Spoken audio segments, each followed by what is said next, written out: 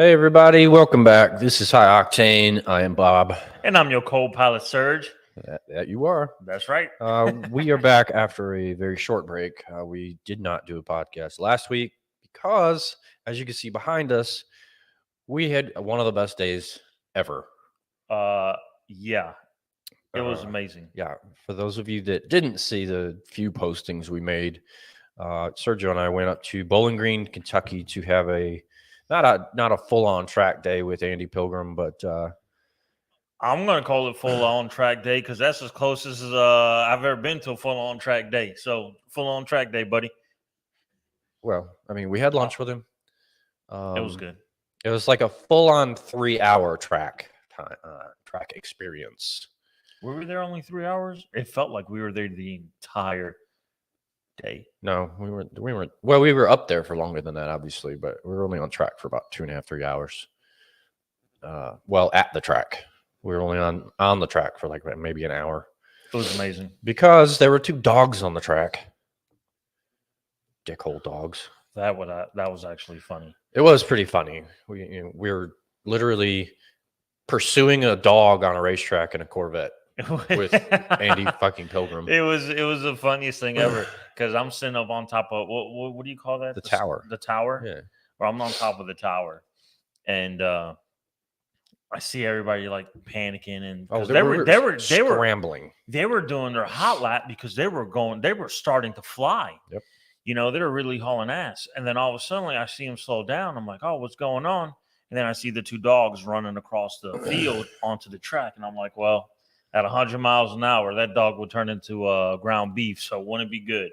And then turn into mist.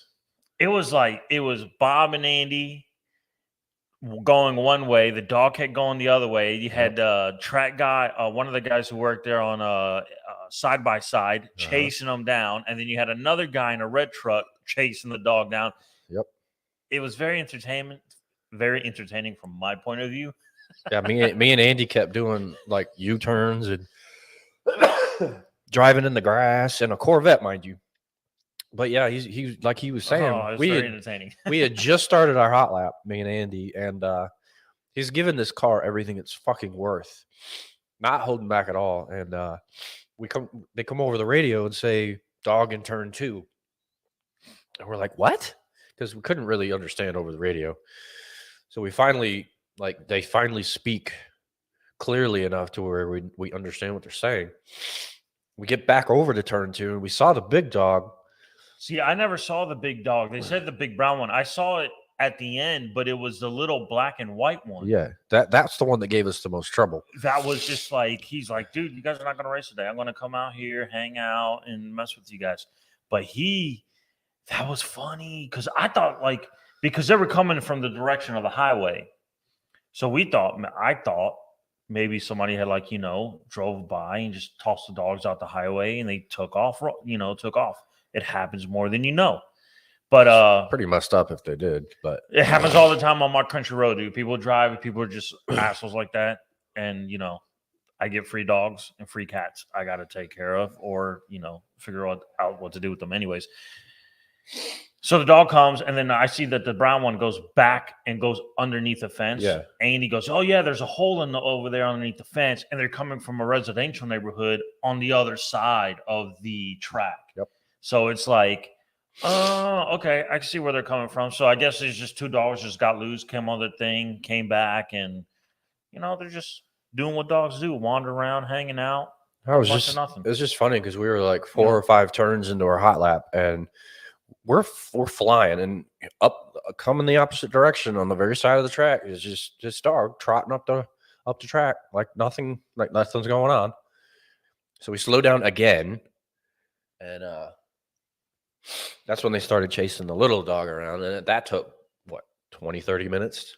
Oh yeah, it was at least good 30 minutes. So we stopped, and they eventually chased that damn dog into that big tree area in the center of the track.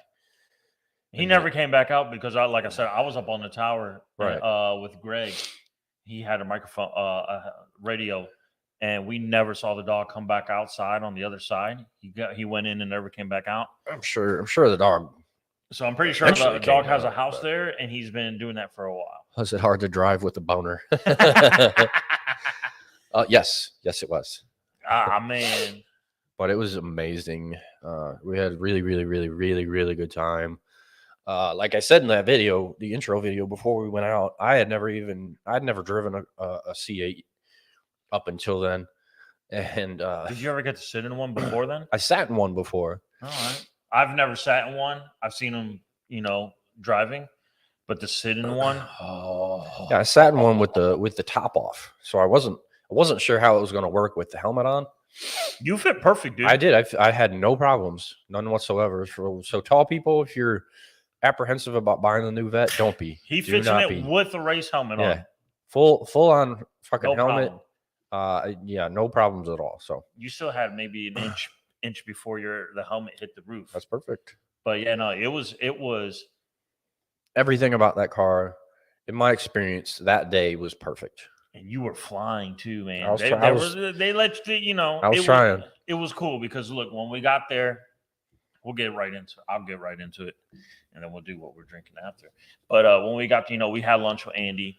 That was just talking, just hanging out. Yeah. 3 dudes hanging Normal out. day. That's pretty much Yeah, it. like a normal lunch. We got to the racetrack, and then he started.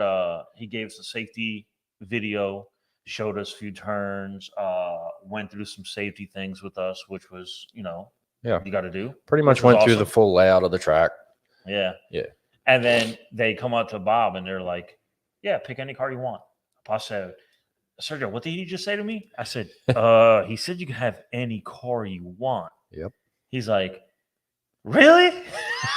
And they had a full line of nothing but C8s. Dude, they had a black one, a red one, an orange one, a yellow one, a gray one. Yeah, They're like, pick which one you want. Yeah. And he's like, Andy- I want the gray one. And he walked up to me. He said, "Which one do you want to drive?" I was like, "The gray one." And the keys were already in it. Yeah, I'm sure the keys were in all of them, but That was then we had to sign our life away, which was we pretty had much to sign a easy. waiver, blah It's blah all right. blah. Insurance is up, so we're Yeah. good. But yeah, man, they took us out. I rolled with Andy the whole time, which was unreal.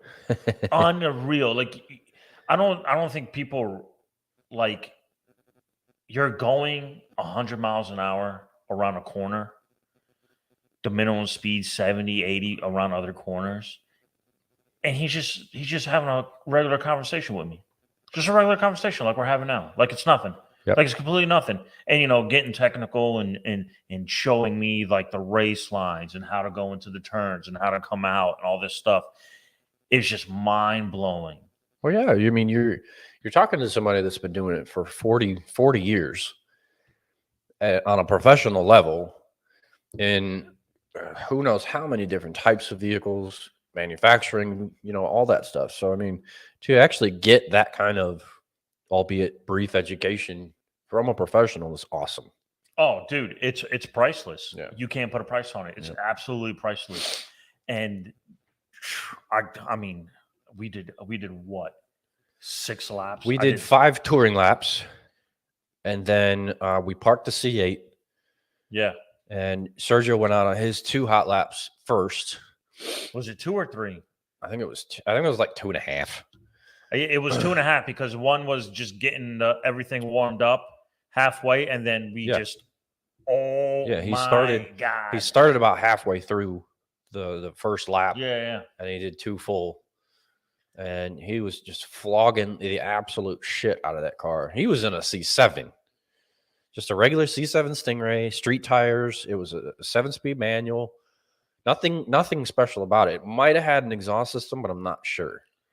Dude, it was freaking insane. I was crazy, dude. He was just the way he was throwing that car around like it was nothing. Giving it so much hell. Dude, see, I want for you guys to realize, think of if you guys ever been to Disney World and you've been on the Rock and Roller Coaster, which I think is Disney World's fastest roller coaster. Okay, which does like 50 miles an hour. Which is nothing. Which is nothing. When you think about it, it's nothing. And you go upside down and stuff. No. That is nothing compared to when you're doing 135 down the straight and you hit bank 1A at almost 100. And then you're going into 2A at 80 because you're slowing down, going around. Dude, no. Roller coasters ain't got shit on this. Fuck no. No, that first hard right into that, straight into that hard left. Whoa, I mean, brutal. And there's a few of those on this track. It's actually really, really cool. It's a cool layout, cool track. But he's right. A roller coaster doesn't fucking hold a candle to it. Nothing. It's a roller coaster times 100 is the best way to even describe it. And then you're going around those last bends right before you get into the sinkhole. Yep. And it's like you just drop, whoosh, and then you come back over the top on the other side of the hill. And that whole time you're doing 70 miles an hour. Oh yeah. You're like, dude. You what are you doing? Yeah, the whole way around, man. Like it's nothing. But yeah, so that's what we did last week.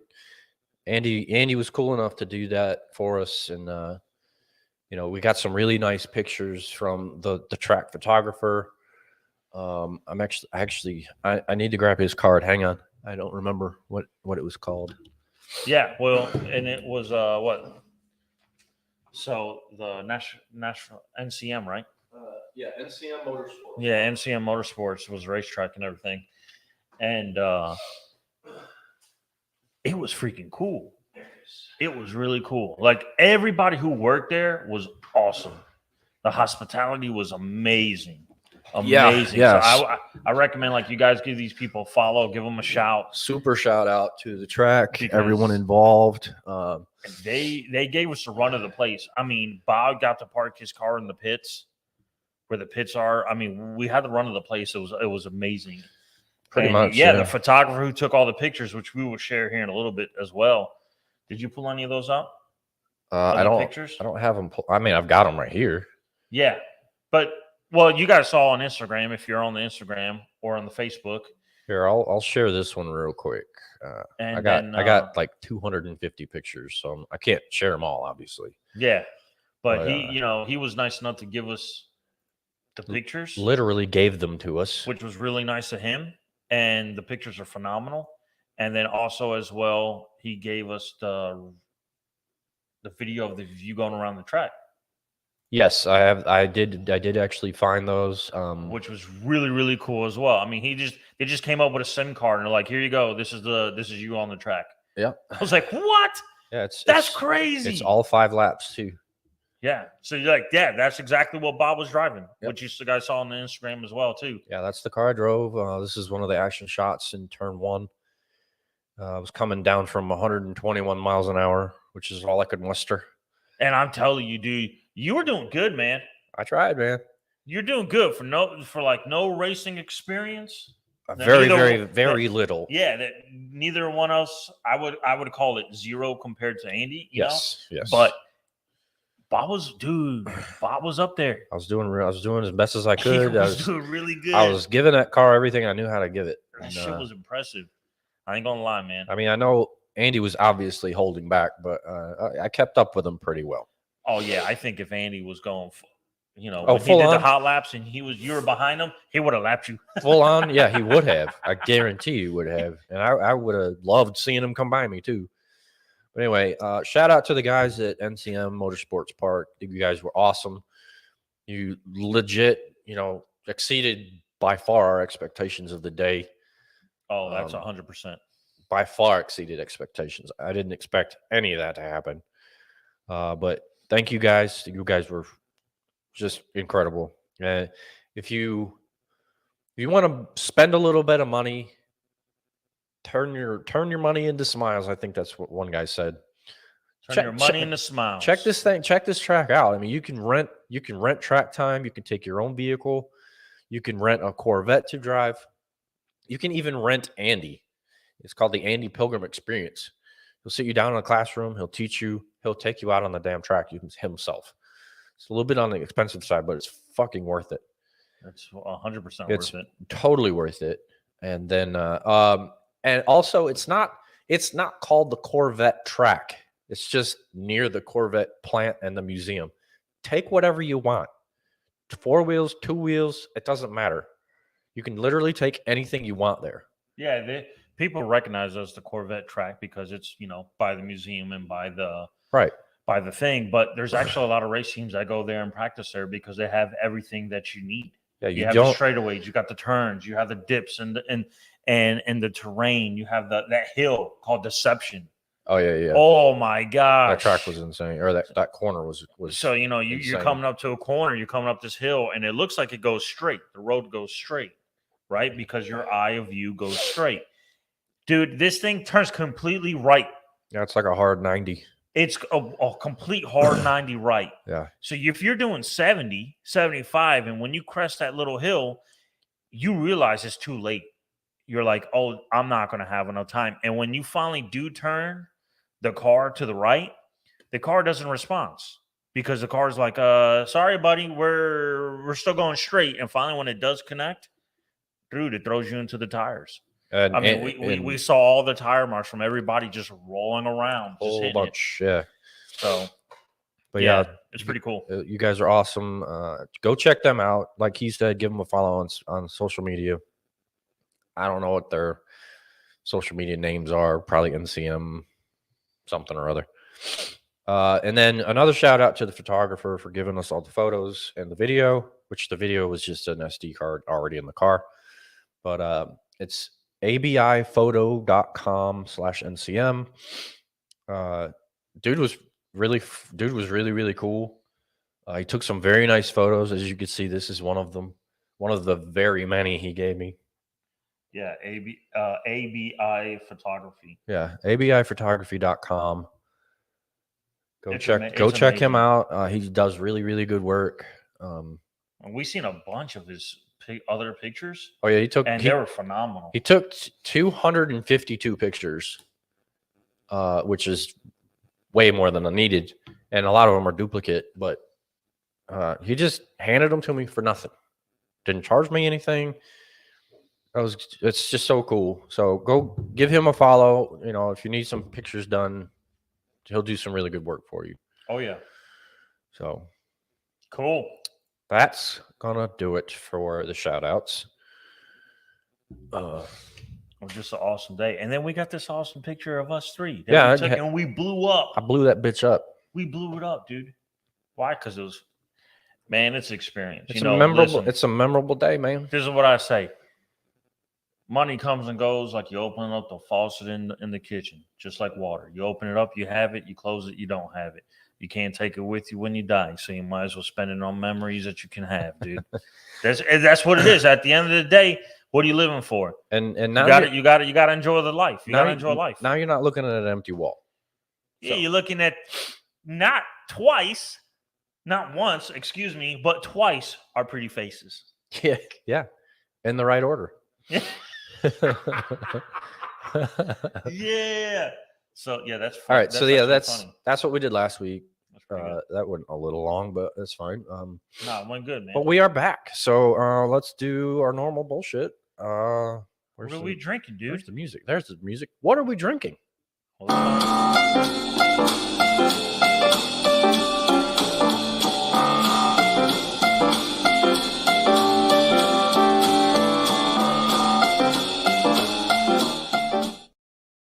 So this week we started off. No, this is what yo ass is drinking. Well, we're starting off with two different things because I just wanted to finish this. I have Rittenhouse Rye.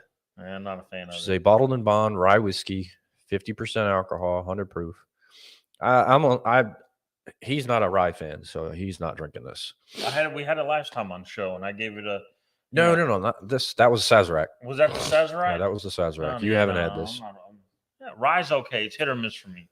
So for those of you that don't know, bottled and bond means the government supervises certain aspects of the maturation process, not necessarily the whole distilling process. There are certain things that the distillery has to do in order for it to be considered bottled and bond. I'm not 100% sure what those are. I've read about it, but I can't remember them. But I like it. It's pretty good, and it was only like $35. Well, that's what I got. And I'm drinking today from his stash as well.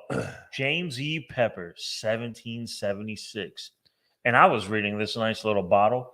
It is the oldest distillery in Kentucky.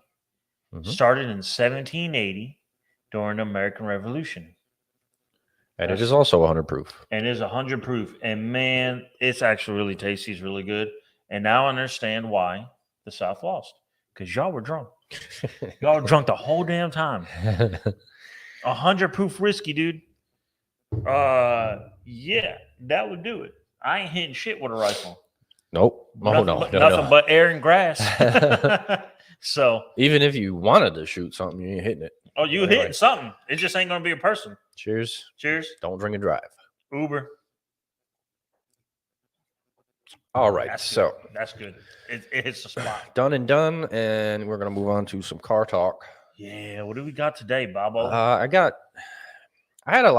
actually had a little bit of trouble this week finding relevant things, but I did find a few things. We're going to talk about the new Sierra EV, Rolls-Royce's first EV. Ugh. Shut up. You like them. Ugh. You're the one that showed me the Rolls. Just EVs, man. I know. The whole EV thing. Actually, I'm still not. The truck damn looks fun. It looks good. Oh, the bro. interior's insane. The interior is bananas. It's The Rolls-Royce incredible. is a different level. Oh, it's That's a something Rolls-Royce, so it just doesn't have a gas engine anymore. And I found some random other bullshit. But we're going to talk about emblems and rude things you can do on the road, according to this fucking article. Nice. We'll see if we agree with them. And then we'll come up with some of our own shit. How about that? Sounds good to me. All right. Well, what do you want to talk about first, man? You want to get these EVs out of the fucking way? Yeah, let's get these. Oh, also, we're going to EVs. break down the cost of an F1 car. Oh, good. All right, so we'll start with the Sierra. We'll get that out of the way pretty quickly since considering we've already seen it. I don't want to dwell on it too much, but We haven't seen the interior though. Well, we have. Yeah, we've seen it, but they haven't. They have not. All right. It wasn't it Georgie boy who sent you this? It was him that turned me onto the website, so I could actually get a better look at it. I had seen it before, but not the interior. But it's going to be all the different trim levels as normal. It's supposedly going to get 400 miles on a charge, which is pretty incredible. I think it's horseshit. Well, we're gonna see.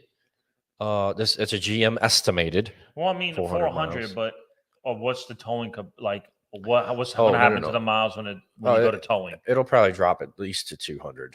I'm going 150.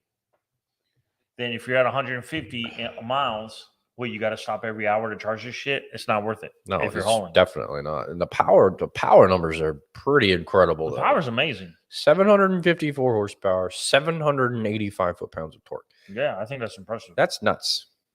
That's crazy. It's got the mid-gate for like what the Avalanche used to have, which I think is cool. It converts the bed to 10 feet 10 inches. That's fucking nuts. Which is good for work. So you're seeing it right now. This is the truck. This is what's going to be on the road soon. I mean, it looks phenomenal. I think it does too. I like it. I think it looks good. Still, it's an EV, but yeah, it's at the end of the day, it's still an EV.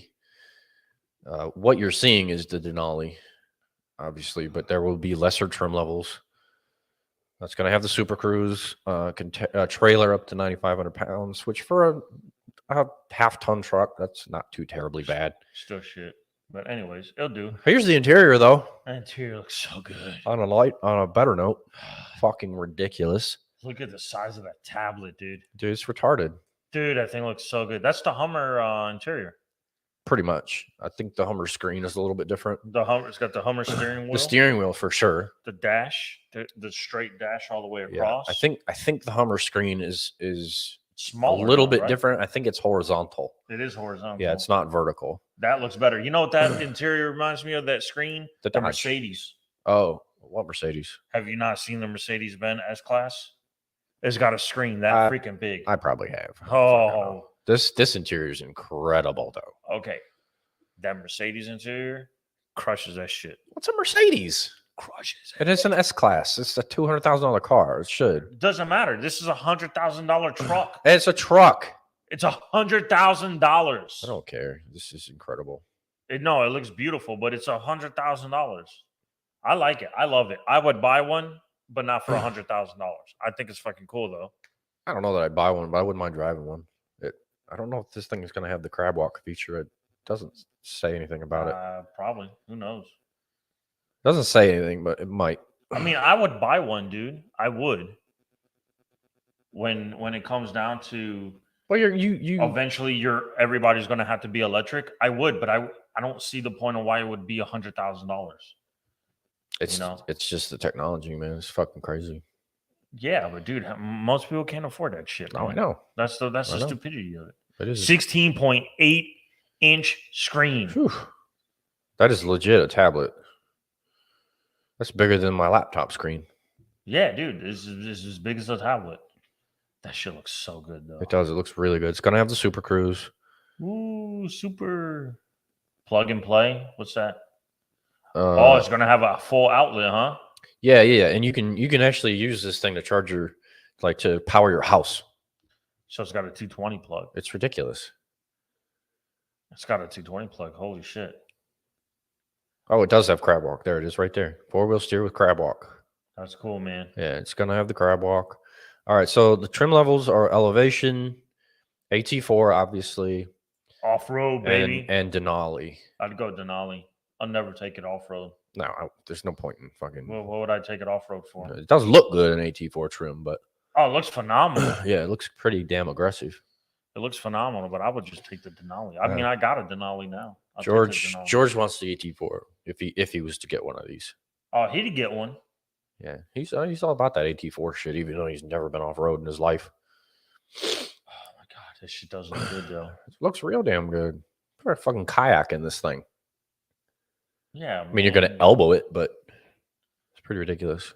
It's still nice though. Go back up. That's one thing I'm gonna say I don't like right off the bat. Where? Go back to the interior. Oh, okay. There's there's another back view with the back seats. Not really. Yeah, go down. Oh, excuse me. Goodness, that was pretty bad. Right there. The cup holders? Yeah. For the rear? I don't like cup holders like that in the rear. You put your hand there and you're drinking, you hit that shit going back, it's going to spill. That's a big no-no for me. That's true. GM hasn't done that in a vehicle in a very long time. That is old shit that they used to do. That's definitely not good placement. Matter of fact, my parents' old Yukon, and you can see older Suburbans used to do that shit. The new ones don't do that. They don't. Bad design. That's my one thing on that damn interior I don't like. I can agree with that. Because I would definitely elbow a drink. Oh, I'd elbow the shit out of it. Or you have little kids, your son or your daughter or whatever. They go to put the glass on there and they miss from McDonald's and it spills. That shit's spilling everywhere. Yeah. No, it cannot be up that right there. It's gonna get all sticky and gross. Sorry, GM, you failed. Well, that's the worst thing they did. That to me is pretty minor, but I mean, I understand the complaint, but yeah, it's still pretty minor. Can you imagine if it spilled and it spills towards the tablet into the electronics? Dude, that's going to be a fucking disaster. Yeah. Especially those big ass gulp drinks. Yeah. You get a big gulp and you got a little 4-year-old in the back. Oh, I can hold it. No, you can't, motherfucker. It weighs more than you. Exactly. Boosh. Done. Yep. So I would say that'd be my one interior flaw. Other than that, everything else looks fucking great. Yeah, I agree. It's really, really nice. Far better than anything they've done before. Yeah, that's really it's a good looking truck. I like it. Redefines it. Yeah, I definitely like it. Not a truck guy, but I do like the interior. I like the design of the truck, but yeah, I'm just not a truck guy. What? I know I'm not just not a truck guy. Dude, I can see you driving a truck. I have no need for a truck. And if I do need a truck, I have you or Danny. That's true. I was never a truck guy. I drive a truck. I love trucks now, man. But I'm still a car guy. But you got to have the truck to pull the car. I mean, I get to the track. I 100% so you understand. Can come out and go racing. The purpose of a truck and the utilitarian purpose and all that bullshit. But I don't know. I just don't need one. The hood's weird. That hood is weird. It's just trying to look aggressive. They need to lose the center like thing, I think the center could go too. but these are all right. I think The center needs the to center go. can go. Yeah. But I mean, it's a trunk. It's a front trunk. I So don't know if it has a front, actually. We haven't seen an open hood shot. I would assume that it does. I would imagine most of these electrics are going to have a front. But, I mean, it would be, wise. well, the Lyric doesn't have a front. The Lyric doesn't have a trunk. A front. A front trunk. Front trunk. It doesn't have one. What a piece of shit. Fully electric doesn't have a front. Why? What they fill the space with? They put other bullshit under the hood. Other electrical components.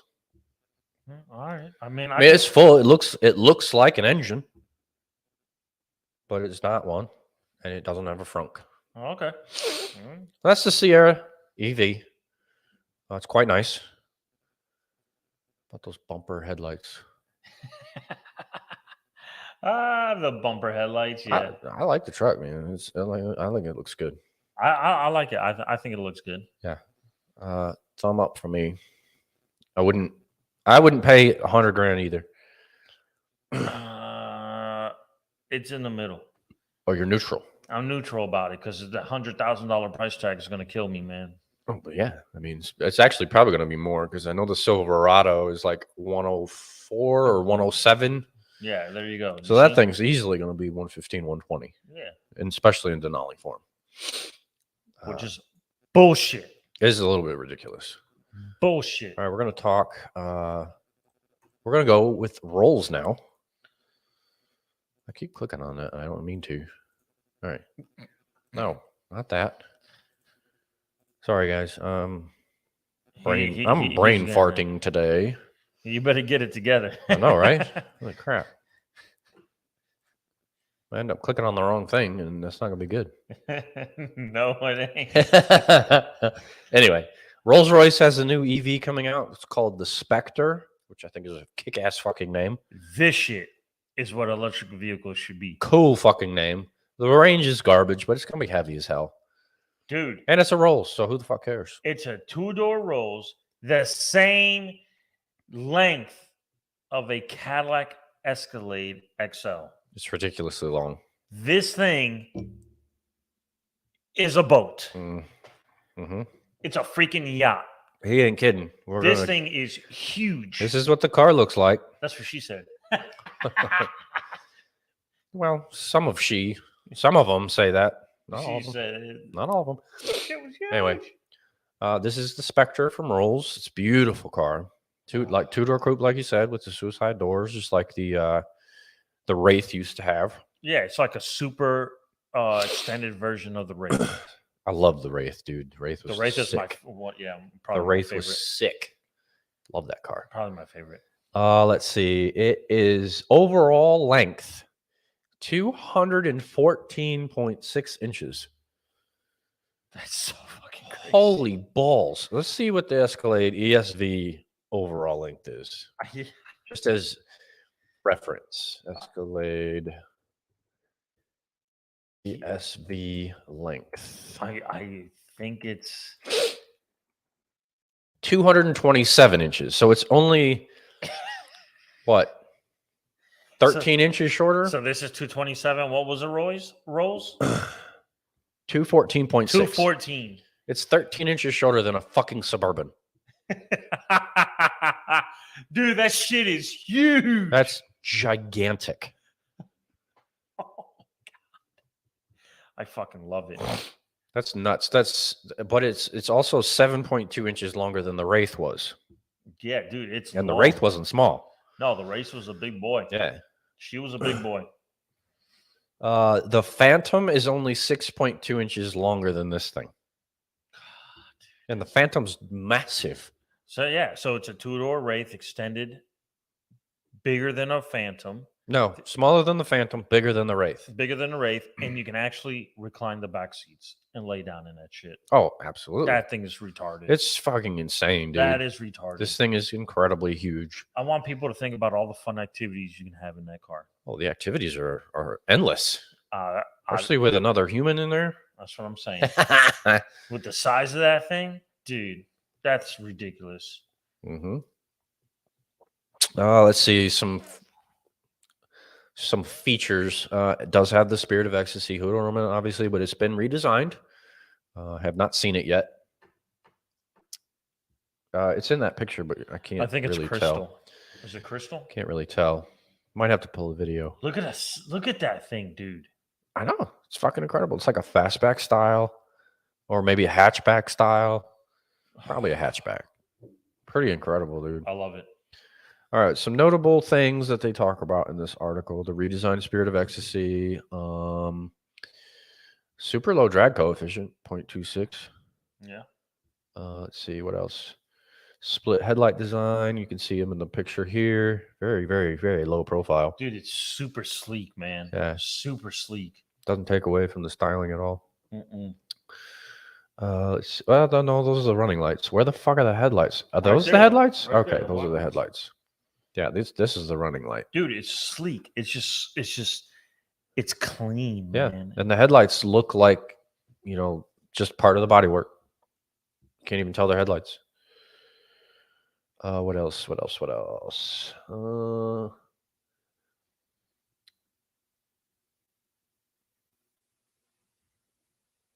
I don't know. I mean, Go back down. Go down it further. says the grill is backlit by 22 LEDs. Oh, that means she's going to shine. That's pretty crazy. She's going to shine. All right, let's see what else they got. Blocky lower intakes in the front bumper. Rear diffuser. They're not really highlighting much. Bolt tail. Keep going down. I want to see if they got any more pictures. All right. 0 to 60 time. Doesn't really say. Let's see it. It has a total of 577 horsepower.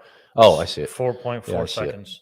577 horsepower, 664 foot-pounds of torque, which isn't really that good, in my opinion. The what? The power. It's not really that great. It's a freaking yacht, dude. Yeah, but do you really want some douchebag driving with 1,000 horsepower down the street in that tank? I wouldn't say 1,000, but maybe a little bit more. Okay, you give him 577 horsepower, and he's drunk and he's doing 100 miles an hour in that tank. The person he hits is going to die. Yeah, probably. And he's going to walk away home completely fine. Touche. All right. Yeah. It does 0 to 60 in 4.4 seconds for a boat that big. That's not bad. It has the same torque as the Black Badge Ghost and 14 fewer horsepower, so it's not too terribly bad. Yeah, I don't think it's bad at all. 4.4 to 60 in this giant vehicle is pretty good. I think the range is dog shit. The range is terrible. The 260 miles, that's horse shit. Although it's 14 better than the Porsche Taycan GTS. I did it.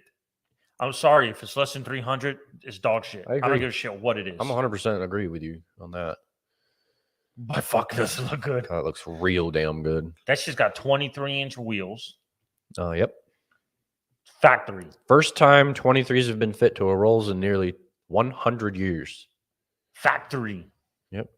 That's crazy, dude. That's fucking crazy. That's freaking bananas. Oh, I want to see the interior so bad. I know they got to have one. There's 18 sensors monitoring the brakes, power steering, and suspension. That's incredibly insane. That's awesome, dude. Like, why do you need that many? Because it's a boat. True. Very, very true. All right, let's see. Yeah, there it is. Oh, look at that thing. Actually, I don't know. Yeah, dude. That thing is it's clean, simple.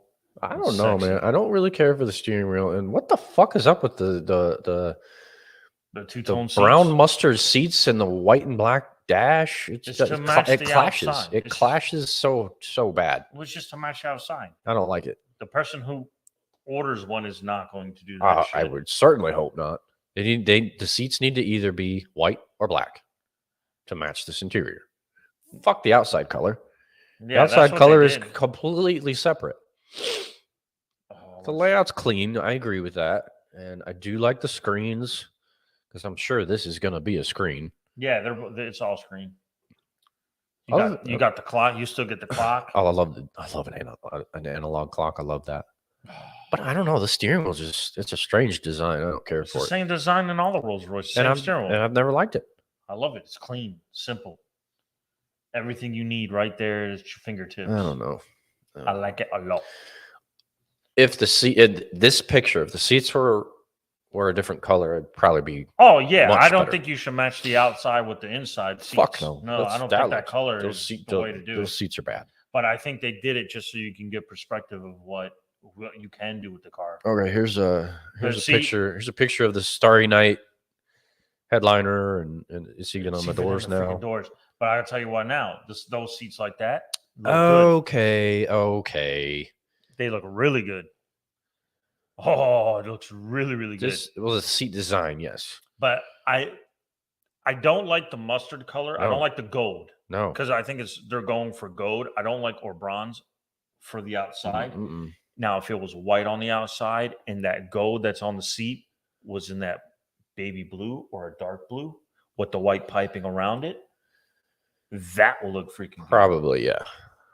All right, where the red is on the seat in black, the center of the seat in blue, the rest of the seat in the white, And the exterior white. and then exterior in white or in black. Either one. Yeah, that would work. And then all the stitching, you see how it says Rolls Royce, the Mhm. stitching is the same color as the seats. Do that in that blue. Not baby blue. I hate baby blue. Or you could do a dark blue, even if it went purple. You could do purple. They're purple. Have you seen Rolls Royce's purple? Don't care to either. Oh, we're gonna have to spec up Rolls one day. Anyway, there's a bunch of pictures right here. There's 34 more. There's Come 34 on! more. All right, we're gonna get a whole fucking roundabout view of this thing. I'd like it a lot, man. It's really, really nice. Oh, you can see it lit up. Yeah, that backlit grill is gonna be cool. Looks mean. Okay. Profiles and super nice. Just really sexy Wraith, man. It's ridiculous, man. I love it. I love it. That's definitely a hatchback. Yeah, it's a Wraith. Most aerodynamic Rolls Royce ever. Interior. Okay, I want to see more interior pics. Yes. No. Well, the design is fine, but those colors, man. Don't look at the color. Don't look at the color. Just look at the design of that thing, dude. I bet you that thing's got the freezer right there with a champagne flute sitting there waiting for you with a little bit of Grey Poupon. Most likely. First digital dash that Rolls has ever done. Cheese and crackers, cuz. Oh, there's the running lights lit up. That looks good. It looks mean, dude. Sorry, guys. I know I'm like sniffing and snotting everywhere. He's all right. I can't breathe out of my nose. He's fine. It's fucking annoying. What's the weather? I'm a mouth breather today.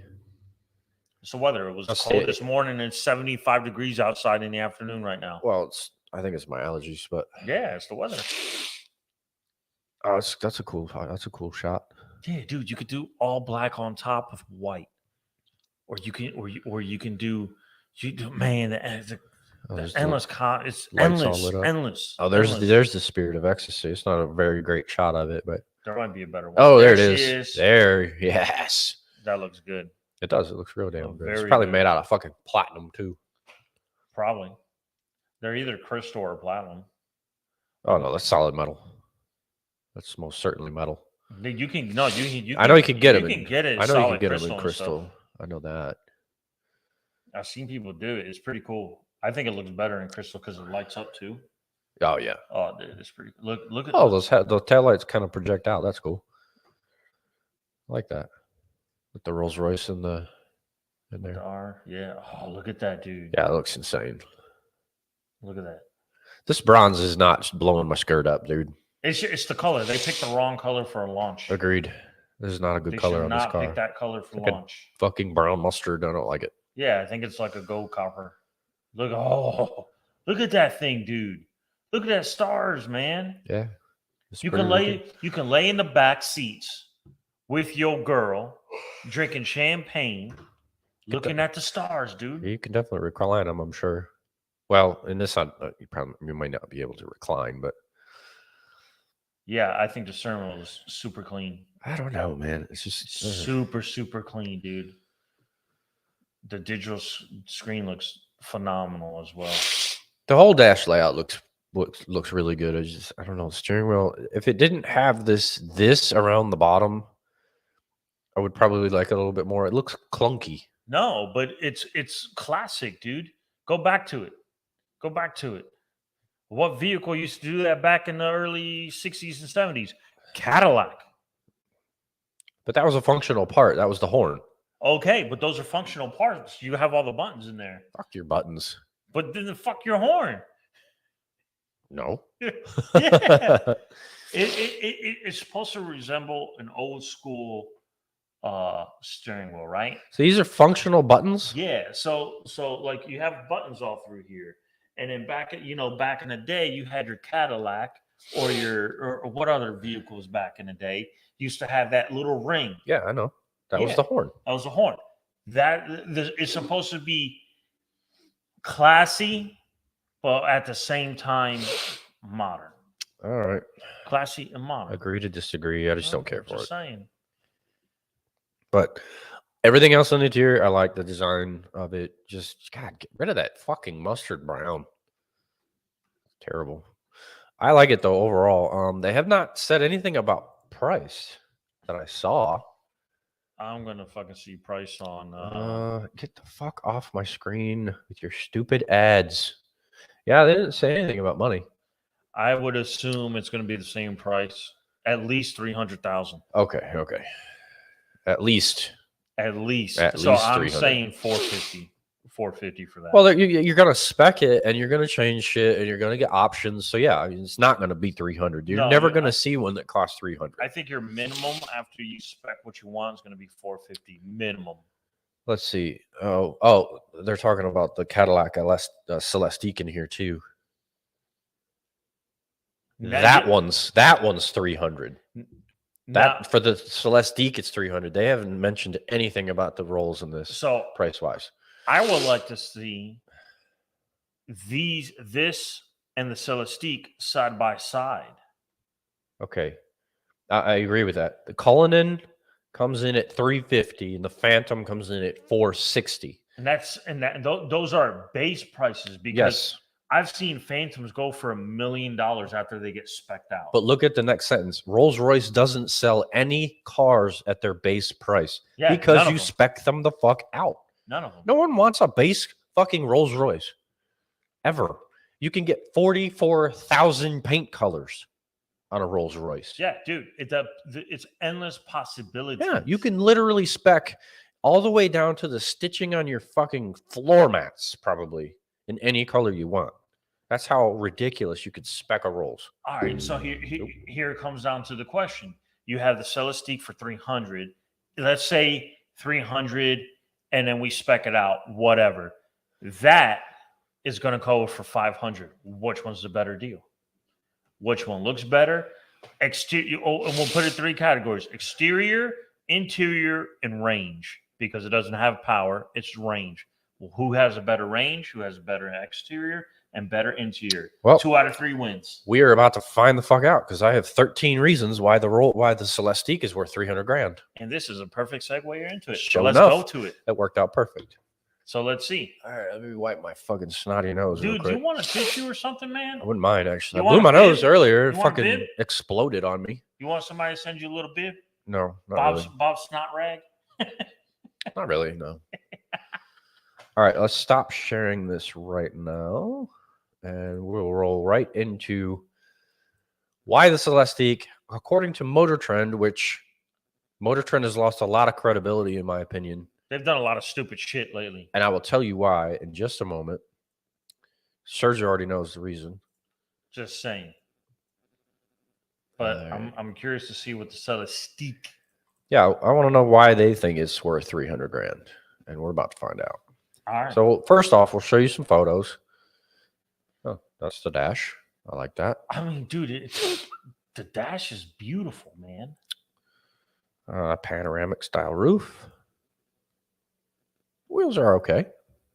I would always upgrade the wheels to something aftermarket. I never like factory wheels. Very rarely do I do. And all these EV wheels, they kind of have those weird fins in between the main spokes, like all of them. And I think they're functional. I think it's for cooling. To help cool the batteries. I don't know. The seats are a little bit underwhelming. the color's better in the interior in this one than it is in the that shit Well, brown. that I 100% agree with. See, if Rolls would have put that blue interior in their Rolls, Check it that would out. have been different. Check that out. And again, old school steering wheel. Look at that shit.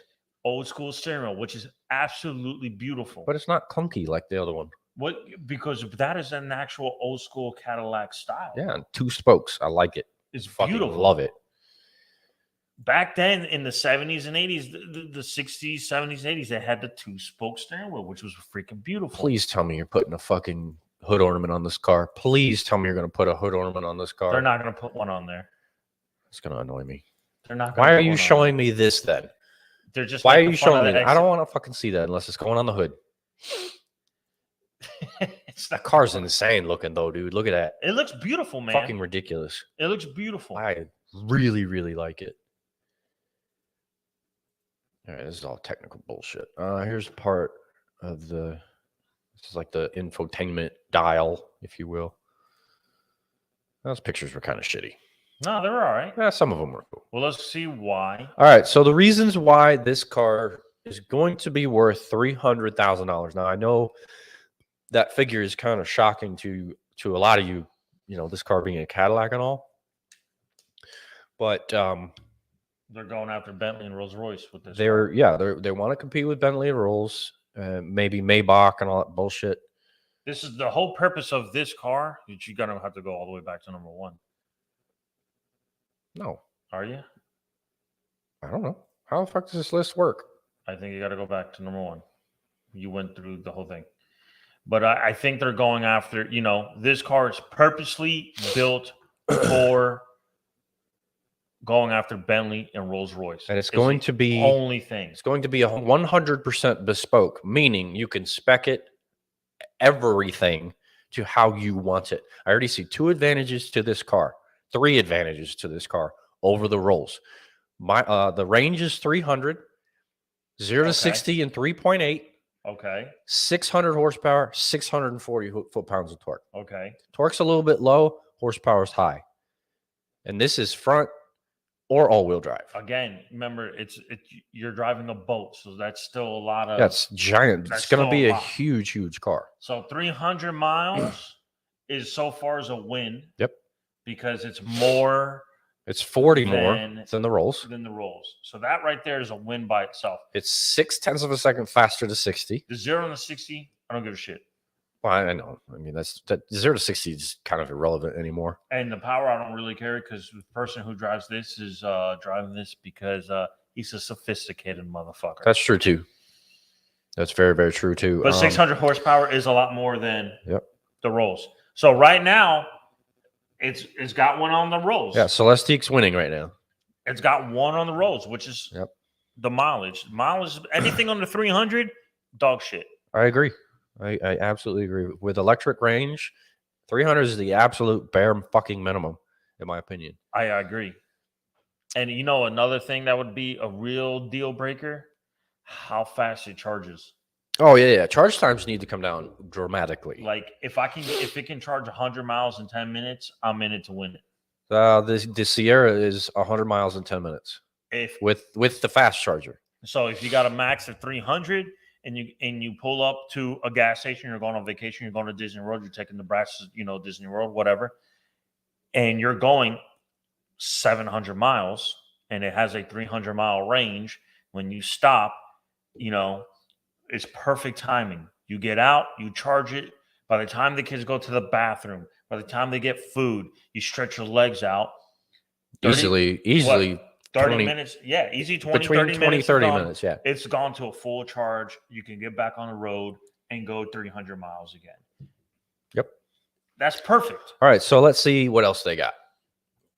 What's the next thing? 55 inches of glass on the dash. That is all digital. Yeah. All your instruments, all your infotainment, even the fucking passenger has whatever screen that they're going to allow. Man, fuck the passenger, but no, that shit actually looks good. That's insane. It's all 4K. It's a OLED. That's a LG screen. Oh, they're talking about the Escalade screen.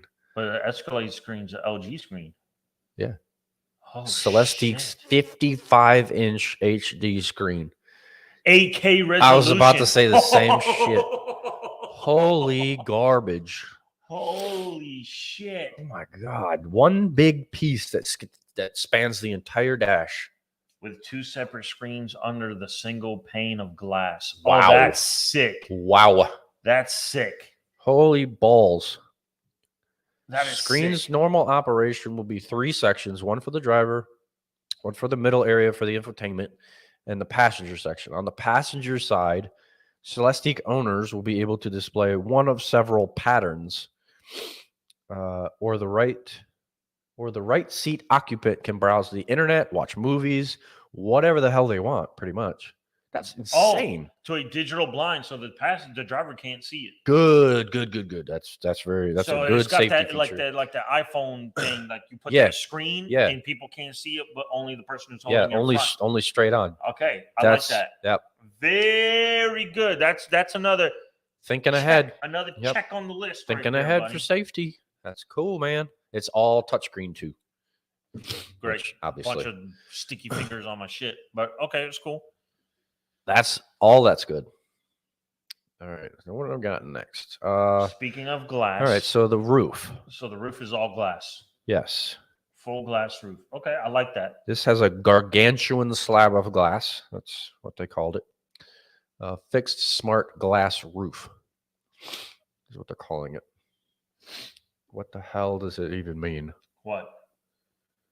I didn't Can hear you what see said. through it? Is it what is Oh, what are we dude, talking I about? bet you it's one of those glasses that you can like flick a button and it like changes. Oh, 'Cause, like patterns? like patterns, and then you can go clear, and then you can go patterns and shit like that. The glass, which features multicolored ambient lighting, also has been treated with several coatings of infrared reflective of low. What? Emissivity. Yeah, close enough. Emissivid. I don't know what the fuck that word is. So I bet you can change the colors of the glass. Keeping the cabin temperature from increasing regardless of how much light is being let into the cabin. All right. It's designed to repel heat. That's cool because you want to be comfortable. I like Perfect. it. Okay. Nice. What else we got? Suspension, and more suspension. Well, what the fuck does that mean? It means it's probably going to ride like a motherfucking, like a cloud. All right, let's see what we got here. Magnetic Ride Control 4.0. This is the same suspension in the CT5V Blackwing. Okay. So it's pretty aggressive. Fully adjustable, I'm sure. And it's got 23-inch wheels on it too. That's such a goofy size wheel. Michelin Pilot Sport EV tires, so specific for this car. Michelin made tires only for this vehicle. Well, 23-inch wheels. The Rolls has On a $300,000 car. That's like a $5,000 wheel. The tire. Probably what I mean. the combo, yeah. No, I'm going with like $5,000 just for the tire. Oh, the rim is probably going to be like another $10,000. Maybe, I don't know. All right, so the benefits of the suspension system: adaptive air suspension, active rear steering, active roll control, which Cadillac has never had before, and a 2-motor all-wheel drive system, which allows either front or rear motor to disengage depending on torque needs. So if you're just cruising along, you're in 2-wheel drive. But if you fucking stomp the floor, it automatically 4-wheel drive. All-wheel drive. I like it. That's cool. Okay. All right. That's just a sophisticated suspension system. I like Cadillac. it. Cadillac. All right. 20-way seats. Cadillac, you're winning so far. 20-way seats. Holy balls. 20-way seats, 4 ways. All dude. 4 chairs are 20-way adjustable. 4 ways. All 4 of them. Dude, that's bananas. Are 20 fucking way seats. Heated armrest. That's a first I've ever seen. Yeah, heated and massaging. See. Yes. Yeah, heated, cooled, and massaging. They all have a neck scarf feature to deliver air as well, so you don't get all sweaty on your neck. I love that. Rear seats do get a couple of added benefits. They have a tray table, like in an airplane, and yeah, Rolls has that. You have a 12.6-inch screen in the fucking headrest in front of you. Okay, Rolls has that too. I like that. Okay. Google features built in. Okay. Let's see. The seat. They apparently found the seats to be a bit firm, but that could probably be adjusted. For more comfort, yeah. If it's fucking 20 adjustable, yeah, it can be a little bit softer, buddy. All right, now what the fuck is this talking about here? Each seat can adjust the local climate to their exacting standards. Cadillac says there are 33 microclimate devices to tailor the seat heating and cooling, as well as ways to adjust each zone's overall climate. So they want you to be comfortable as fuck in this thing. Oh, I get it. Usually, okay, like in my seat with the heated seats or the cooling seats, you hit the button and it just heats. Yeah. There's no regulated temperature. Same with the cooling. This Yeah. This you want to set it to 70, it will blow 70. Yeah. You want to set it to 68, it'll blow 68. Well, it's like in my car. There's 3 settings of the heated seats. Yeah.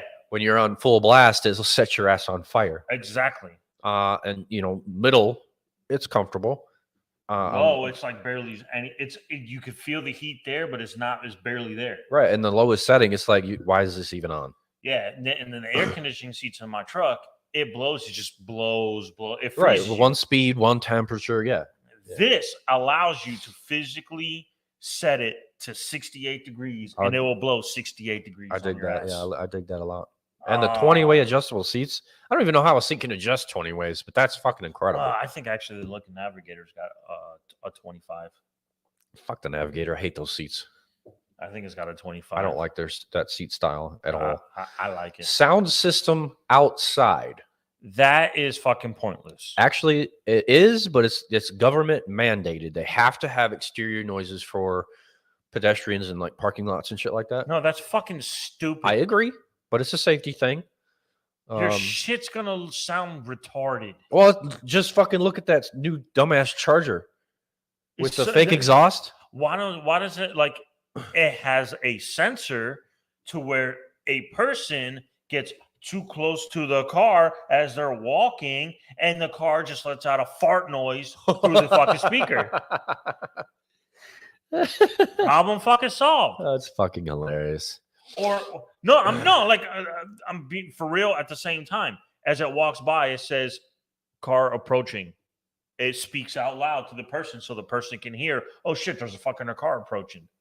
Okay, so this thing's got 3 speakers, 1 in the front, 2 in the back. And when necessary, it will emit the required sounds, but it can also be used to pipe sound from the audio system. So if you're listening to a football team's fucking fight song or whatever you're listening to, it'll blare it out in the fucking public. I know exactly what I'll be listening to. Move, bitch! Get out the way! That's actually fucking perfect. That's exactly what I'd be blasting through that shit because all you retards through a parking lot. Fuck yeah! Oh my god! Fuck dude. Yes, that is perfect. Okay. Check. Take that. Make that mandatory, you dumbass government. Yeah, dude, for real. That's perfect. It sees somebody walking in front of the car. Move, bitch. That's perfect. I do agree with you though. I think it's fucking stupid. But Dodge took it one step further and gave that Charger literally a fake exhaust note. Yeah, and it sounds like dog shit. It sounds stupid. Like just have a sensor that says car approaching. It sounds so dumb. Car approaching from in front of you or something. Car approaching. Yeah, it sounds so fucking stupid. I don't know. That's just personally me. All right, we're talking the sound system inside now. 41 fucking speakers. That's fucking cool. I'm a big speaker dude. I like that. 3 of them are outside, but inside 38 speaker AKG studio reference audio. That thing's gonna slap, dude. 3 separate amps. Yeah. How many subs are we talking here? Its sound profile was tuned by sound engineers to optimize it for the cabin, and it utilizes just about every advanced sound technology available. Bro, they're going all the fuck out in this thing. And look at the screen. Go back to look at that interior. It's incredible, dude. You got a full screen right in front of both passengers and the screen here. It's 55 inches. There's another screen right here. I want people to realize you get 55 inches of screen across the dash. I think that's an industry leader It's a first. figure, Plus, you get another screen in the console, the center console. which we're about to talk about probably in a moment. That is freaking crazy. And that steering wheel is sexy. And that color is sexy. The wheel is. And I everything love the about blue. that thing is Yeah, sexy. I love the blue. That carpet is probably incredible. The Celestiq also employs the latest in active noise canceling tech, and the car's electric propulsion system sounds are blended into the sound mix. Dude, I ain't gonna lie, man. I think I'd probably take this over the Rolls. I'm in love with this car so far. I am definitely liking this car better. Cadillac's new old lady. I don't know about this one. Cadillac goddess adorn the hoods of Cadillac cars. Oh, okay. They decided to bring her back in a big way with the Celestiq. Designers reviewed every iteration of the goddess in shaping the new lady for the Celestiq. Let's see. Where the fuck are they putting it? Console, digital, and the screen. You'll see her above the charging port and the fender, forged in aluminum. She won't come out of the hood, though. Embedded in the glass rotary dial in the center console. We did see that. And digitally on the 55-inch screen. Yep. She will not be popping out of the hood. Not popping out of the hood, but hey, you brought her back, and that's all that matters. Go back to, I want to see a better picture of it. Yeah. I want to see her come out of the hood. I would love to see that. Can you imagine one in like a big fuck you gold to Rolls? Holy shit, dude. Yeah, that would be pretty cool. Cadillac said there was simply too much going on in the front grille to make it happen, so they're not coming. No, it can happen. You can make it come out of the hood like the Rolls. I agree. You can make a little thing slide out and have it come out with a big finger coming out. I agree. Okay, so the infotainment system is like fully, like you're fully capable of downloading whatever apps and whatever bullshit. Yeah, you fully download anything you want. It's basically a phone with a phone. Yeah. You download anything, everything. The Ultify software platform is what they call it. Vehicle intelligence platform, which is the base platform. And then the Ultify software is like built in on top of it. Oh, dude. Did you read that? You'll be able to do update the suspension settings or fix other issues on the fly. Yeah, a lot of these electric vehicles, they have like over the air repairs. I know Teslas do that bullshit. If it works, okay, great. Go back out to the pic. That's the screen. I just want to see the screen. God, it's fucking so nuts, dude. Beautiful, man. It's incredible. All right, what else we got? Light shows front to back, inside and out. So there's a lot of lights. I saw the lyrics like greeting, how the lights greet you when you walk up. Yeah. Yeah, that's cool. I like when cars do that. I do too. I think it's pretty cool. All right, so let's see. Cadillac has already showcased a startup lighting power, blah, blah, blah, blah, with the Lyric SUV. If you've not seen it, go check it out. It's fucking cool. But as you'd expect, the Celestiq amps that up significantly. It has 1,600 LEDs. Holy crap. That's a lot. Let's see. It has a digital micro mirror device headlights.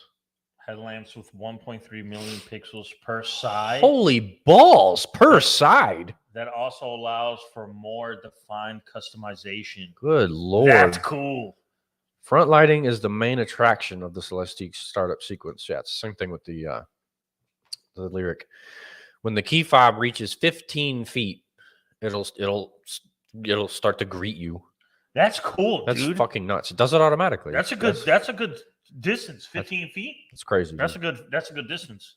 450 LEDs spread throughout the interior that you can manipulate on your own. Holy shit. Everything is customizable in this thing. Yeah, that 300,000 was going to go to 450 Dude, quick. Easy.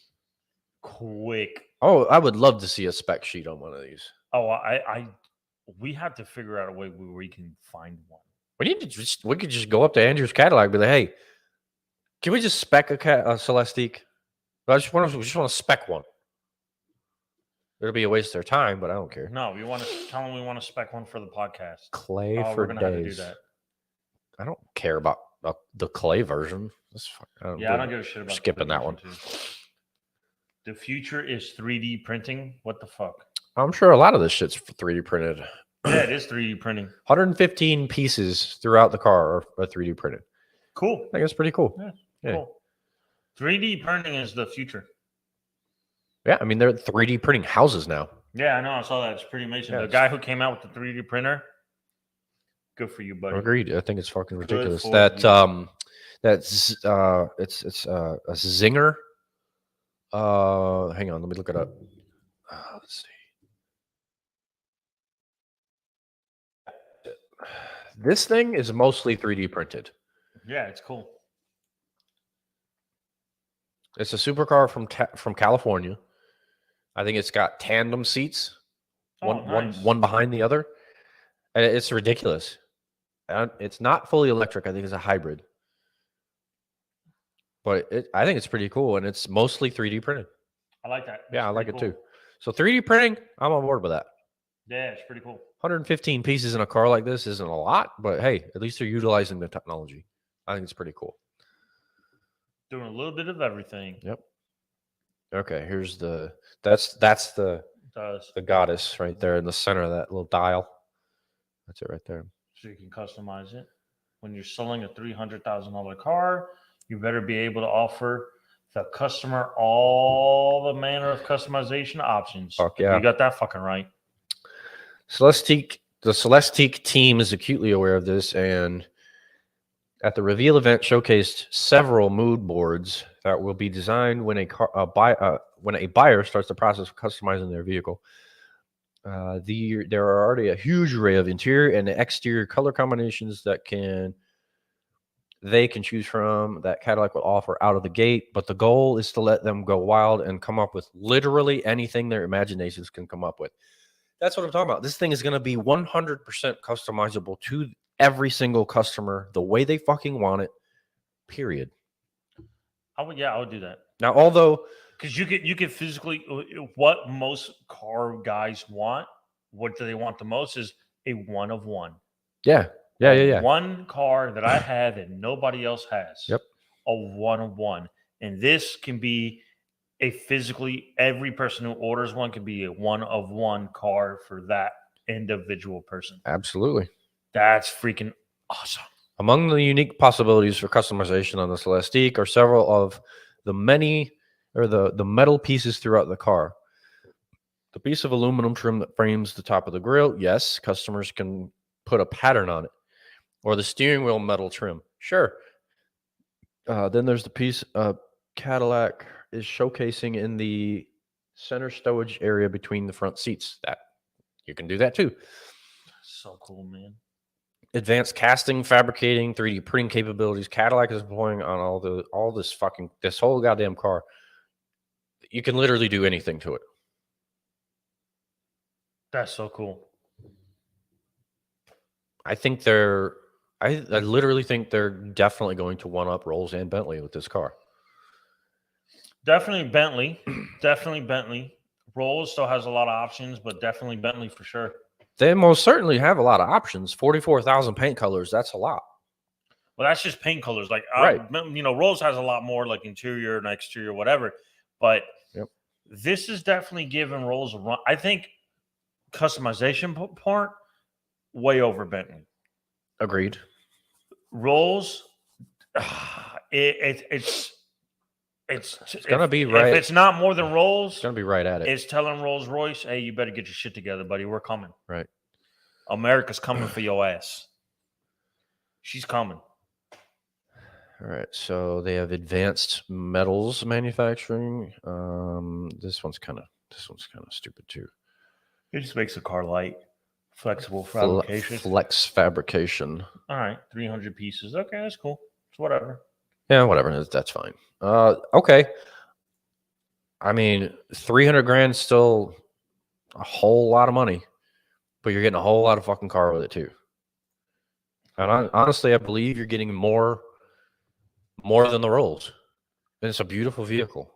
It is, man. Whoever designed this thing, hats off. It's fucking nice. Do you think they saw the Rolls-Royce Spectre and they were like, "Oh, we need to go after that car because the back end same as the Spectre." I don't know. I think the Lyric actually debuted before the Spectre. Because the Celestique, it's got the same slope on the back end of that Spectre does. Yeah. They're side profiles. I guarantee you they're very close together. Probably pretty close. Back end, they look very close together. Front end, completely different. All right, let's talk about some rude things that people do on the road. How about that? Fucking let's get these assholes. This one's gonna be pretty quick, and then if we agree, all right, that's fine, and then we can come up with some of our own because some rude shit people do. Yeah, that's it. All right. So five of the rudest things you can do while driving, and they're all BMW drivers. Probably. This is from MSN, so we'll see. 1. Don't block the fast lane or drive too slowly. Yes, I do agree with that. That's just a lack of common sense. It's not. I don't know. It's definitely rude. Yeah, it's not common sense. It's the fucking law. It's in the book. It's a douchey thing to do. You're supposed to drive on the right side lane and pass on the left. The left lane is always supposed to be open for emergency vehicles. For all you people who drive on the left lane, doing less than the speed limit, move the fuck over. Agreed. Just move the fuck over. Agreed. That's what it's for. Thank you. Keep right unless passing. Very simple. Yeah, dude, it's just unfucking believable. Don't cut off other drivers or other cars. Yeah, of course. Yeah, it depends if she's an old lady and she's a little slow and on the trigger. people do make mistakes like that too. Like, they just forget to check their mirror and make a lane change and you cut somebody off. Whatever, it's fine. Shit happens. Yeah. Like right here, a last minute merge. Yeah. Or a lane that change. Is stupid. That is completely fucking stupid and useless, but whatever. Yeah. I don't know. That's a douchey thing to do too, but sometimes it could just leave a legit mistake. Yeah. Don't keep your high beams on. You were talking about this the other day. What a fucking asshole. For the asshole who drives the Chrysler 300 that lives on Pulaski Highway, I know exactly what fucking house you live in. You're a douchebag. Yeah, you're a cunt. You're an asshole because you got upset because you were riding my ass. I sped up a little bit so you can go a little faster because you weren't passing me in the fucking dark. And then you want to leave your fucking high beams on. What you don't know is that my mirrors come in. So they didn't fucking bother me one bit. Fold the mirrors and fold the mirrors in. Problem solved. Put the other thing up, and there you go. Mm-hmm. And you can be the biggest douche you want in the world. Not gonna fucking bother me. That situation, that's a douche move. What a fucking asshole. Yeah, that's a complete douche move. If he was listening, that'd be fucking hilarious. Don't weave in and out of traffic. Fuck you. If I'm in a hurry and you're in my way, I'm weaving. Well, we wouldn't weave in and out of traffic if motherfuckers weren't in the left lane. That is also true. So I don't agree with that one at all. So yeah.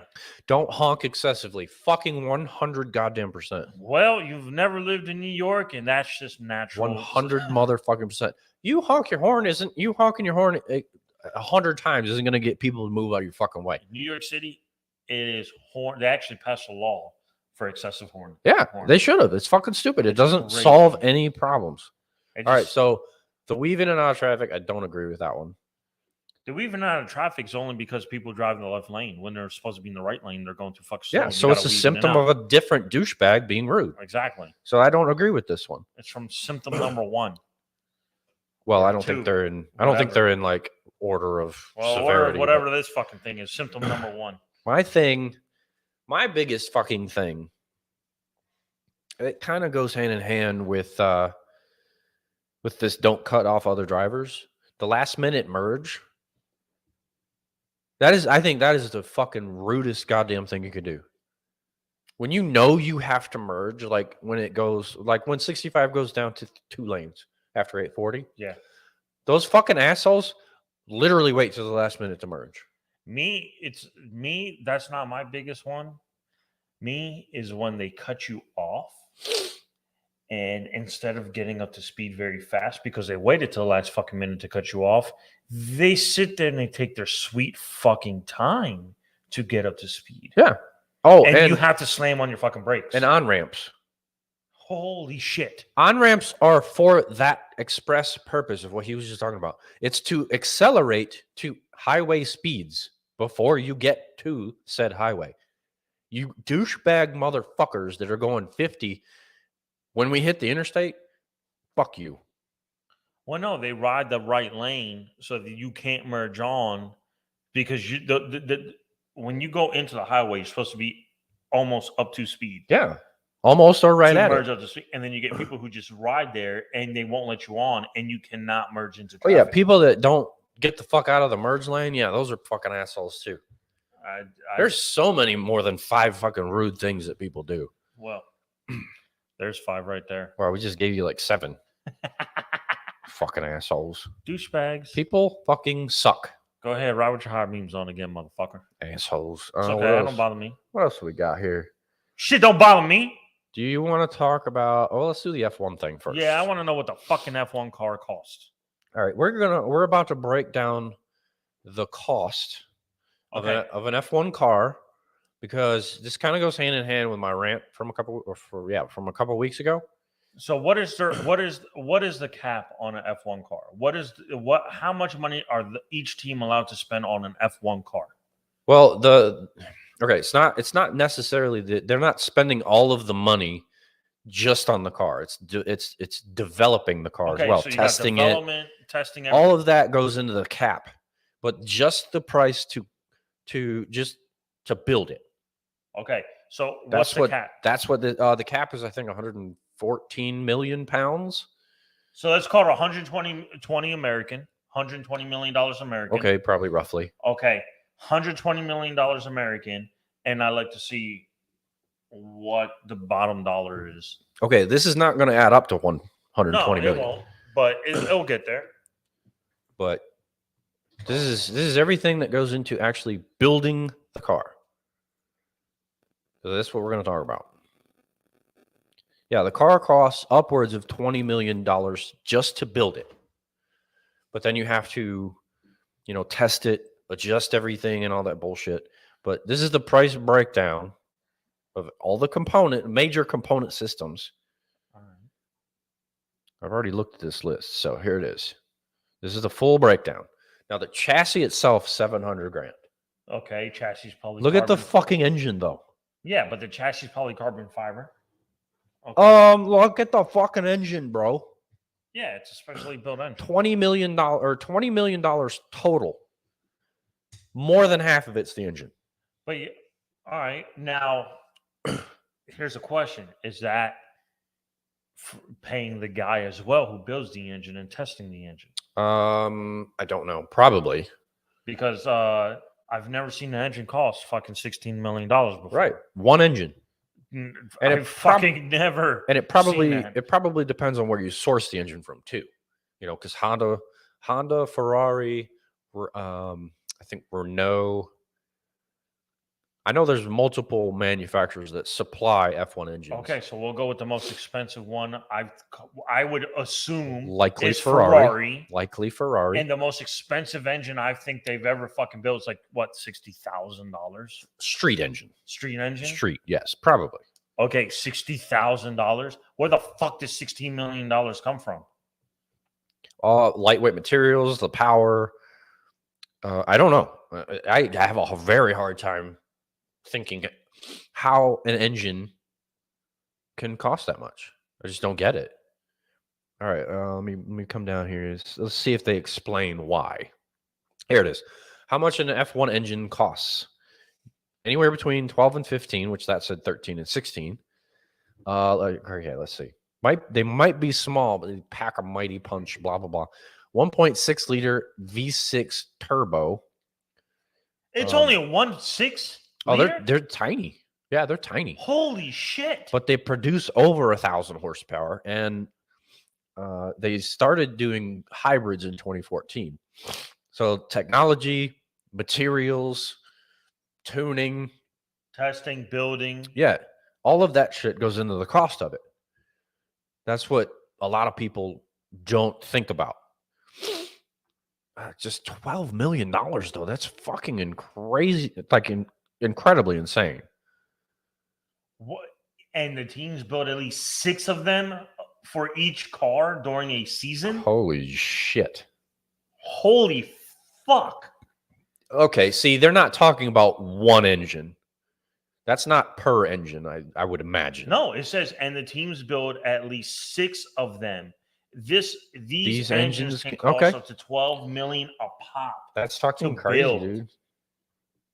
Wow. And they fucking built 6 of them. Wow. And at least 6. And you got a market cap of 120. Holy balls. Okay. Then that does go into the entire fucking cost of it. Gearbox, $400,000. The steering wheel alone is between $50,000 and $100,000 just for the fucking steering wheel. Well, I saw one for fucking racing simulating for the PC and PlayStation 5 at F1 one. It's like 2 G's. So yeah, dude, I see it. It's ridiculous. The floor, $150,000. Front wing, $150,000. Rear wing, $150,000. The halo that saved countless lives is the cheapest part of this vehicle, minus the tires, obviously. $20,000 for the halo. That is single-handedly saved lives. That should be probably more, but my mind is whatever. Fucking blown, dude. Brakes, $80,000. The tires that are supplied by Pirelli, $3,000 probably per tire. Fuel tank, $150,000, and the hydraulics are $200,000. So you take 6 engines at that price. That's your cap right there. Dude, I'm gonna add all this up real quick. I'm sorry. No, you're fine, because that's your cap. If you're building at least 6 engines, that's your cap. 700,000 plus. Let's just leave that one for last. Let's go with the most expensive. 100,000. 150. Well, let's do it this way. Clear that out. Plus 4. No, clear that out. I'll give them to you. $700,000. $400,000. So let's do 75 for the steering wheel. We'll just go right in the middle, and then do 450. Then 100. Then we'll do $12,000 for a full set of tires, and then 350. 350,000. Yeah, that's 2.87 million on top of 13 million for an engine. Okay, let's do. So you're at 15. You're at $15 million for one of each of these things. Okay, 15 million, and you times that by 6 is $90 million. There you go. That's almost your cap right there. And your cap's 120. Yep. And that's not including extra of everything. You have to have extra parts. You have to have an extra gearbox. You have to have. Well, yeah. Well, if you time the entire amount, which is everything, like you're at 90 million, right? You were at. We'll subtract 2 million from that. Well, you were at $15 million, right? Let's say you were at $15 million to build one car. Yeah. That's just one car, and you times that by 6 because you need 6 of everything. Yeah. That's $90 million. $90 million. So if you're at 90 million, let's say you're at $100 million. You're at $100 million, and your market cap's 120. Then Hamilton has a fucking right to bitch because you have plenty of fucking money to do everything. Yeah, but that's the base of everything, because this says everything. All of this shit is 150 plus, 400 plus. No, I get it. This is the bare minimum. I get it. You're going to be closer to that 120, and now that the market has changed and everything has gotten expensive, a lot more expensive. It's if one team. If you got a team that's like, all right, dude, we can't spend $150,000 on the front wing. We need to dial it down and save $10,000 here, $20,000 there, $30,000 here, $40,000 here. Then every F1 car is completely different because you're shaving money to stay underneath that cap, and that's what gives each person, an up on one another, I would say. Well, I think a lot of it comes down to who you get your engine from, because Mercedes is obviously running a Mercedes engine. Ferrari's running Ferrari. Ferraris run Ferraris. Is running AMG. I think Red Bull runs Honda. McLaren obviously runs a McLaren. Aston Martin probably runs Aston Martin. But like Haas and Williams and Alfa Romeo, I don't know if they're probably either running Hondas or AMG motors for Mercedes. They're Alpha? probably, yeah. I'd have to look, but because I know like Alpha Tauri, that's Red Bull's like lower team. I don't know. I think they probably run Honda too. So I mean, I think it all really comes down to where you source your engine from.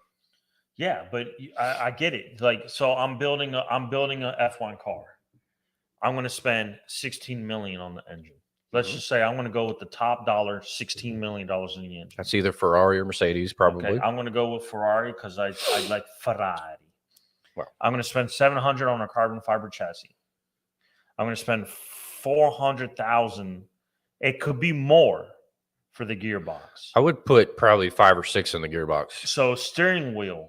So if I'm going to put if let's just say it's 400 and I got 100,000 to play with the steering wheel, right? Mm-hmm. I'm going to go with a $50,000 steering wheel, take that other 50,000 and put it in the gearbox and spend 450 on the gearbox. Okay, and you're going to break down to what you need the most out of each part. Okay, what can I get away with? What I can't get away with? Yeah, where can I skimp and where can I add that to? Yeah. So then it makes every F1 car completely fucking unique and different. Yeah, I agree. So then if your market cap is 120, which now it makes a lot more sense. He's still crybaby, but it still makes a lot more sense now. If your cap's 120 and you went over, you can't go over. You got to pick and choose what you can do. You can't have your cake and eat it too. You got to be able to pick and choose what you want. And from here, you got to sacrifice from here to gain a little bit extra here. And that's what makes your F1 car better than everybody else's. Yeah. And I see his point. I see the point of why they're fucking, finding them or doing whatever the fuck they're going to do. But that's just me. Oh, this is actually interesting. This says that they rotate chassis between the drivers throughout the season. That's cool. Because let's just say we'll use Verstappen and Sergio Perez as the example. Well, you and me as an example. Your body's bigger than mine. I'm wider than you. Well, that's not. We're talking about the car itself. Yeah, but my car is going to be fitted to me. Your car is going to be fitted to you. So we're both on race teams. We're going to have to swap chassis. That's we're what I mean. We're going to have to swap bodies. Yeah, that's what I mean. I just think that's really cool because that is cool as shit. Verstappen could have an immaculate fucking car, win every goddamn race, and then Perez is like third, fourth, whatever. That's not fucking fair. No, I think that's actually a pretty cool idea. I didn't know they did that. But if you think about it, maybe your ass position has to be 1 inch lower than mine because you're taller than me.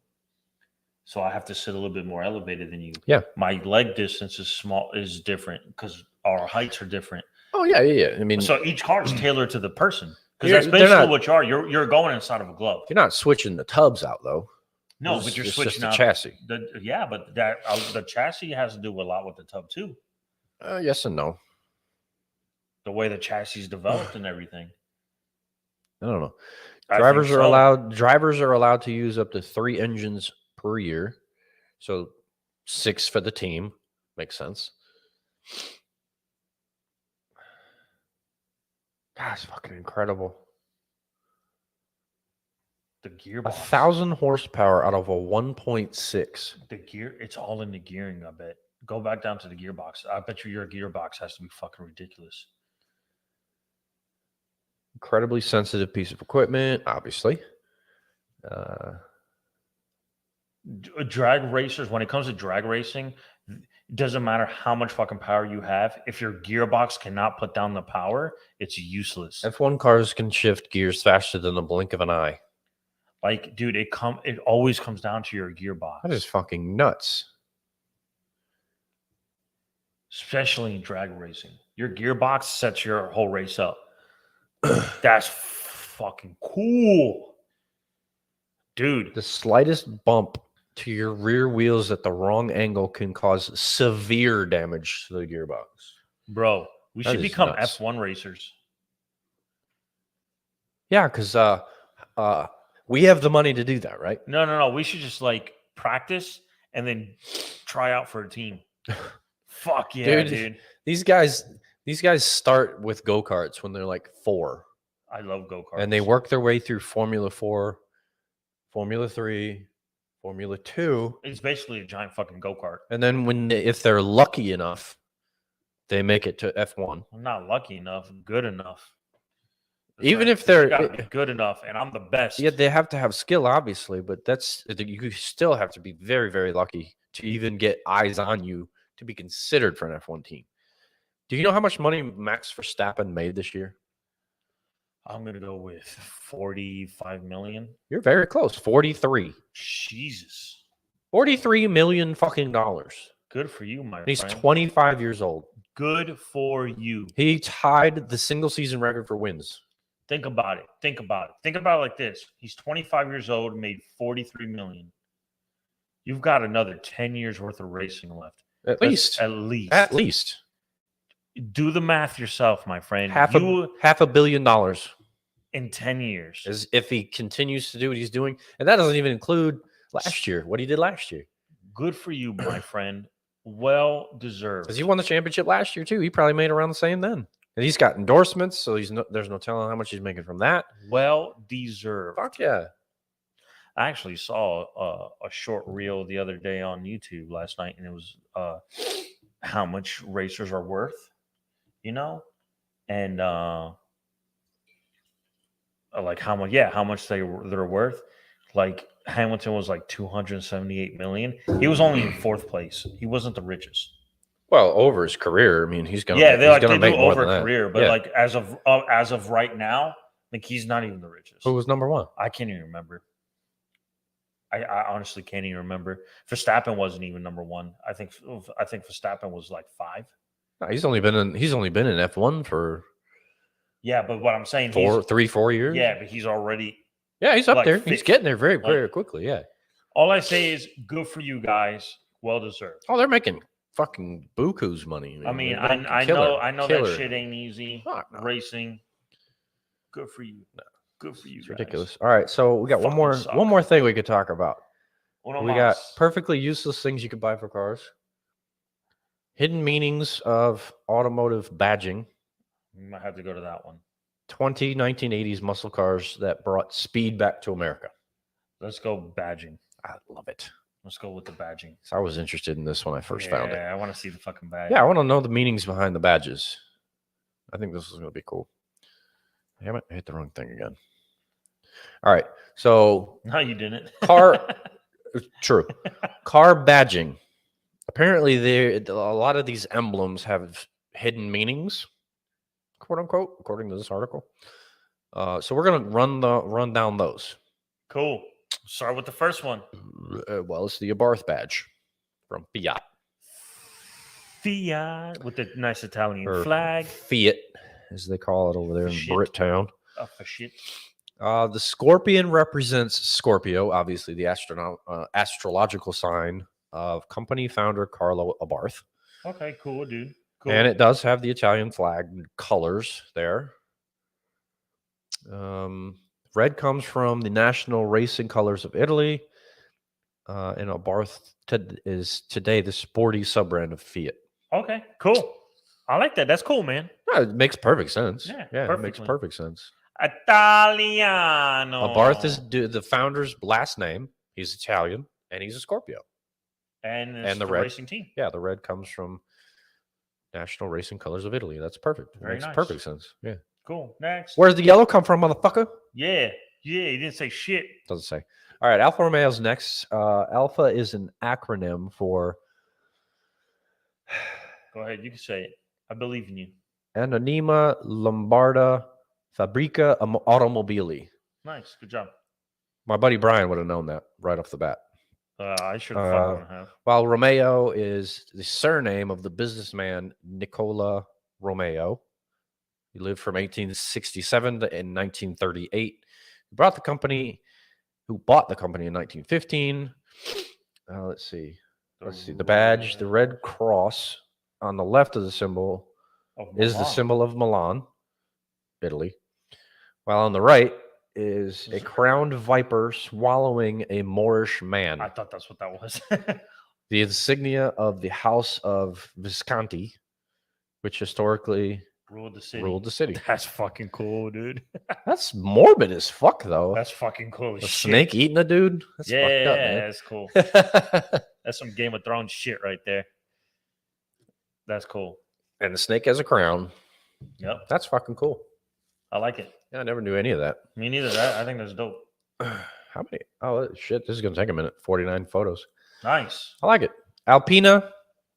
You'll never see these in America. That's a crankshaft on the right. Does look like Fuck. I don't know what the fuck. All right. Name Alpina. individual throttle bodies. Oh, actually, yeah, you might be right. We're about to find out.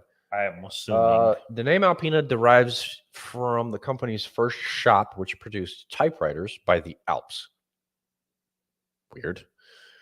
The imagery on the badge is of a Weber carburetor. There you go. Oh, cool. Nice. A component that started the company's close relationship with BMW and a crankshaft. There you go. Nice, dude. Yeah. Cool. Oh yeah. That's not a bad. That's not a bad looking badge. No. Fuck your ad. Aston Martin. Yes. Yes, please. Aston. All right. Second half of the name comes from one of the company's co-founders, Lionel Martin, 1878 to 1945, and the first from Aston Hill Climb, Oh, cool. which he found success at. All right. The Fender's badge was chosen in 1927 to represent speed and supposedly took inspiration from Bentley's Winged Bee. Okay. There you Cool. go. Yeah, I can see it. I like it a lot. I dig Aston Martin, so yeah, Yeah. I'm on board with that.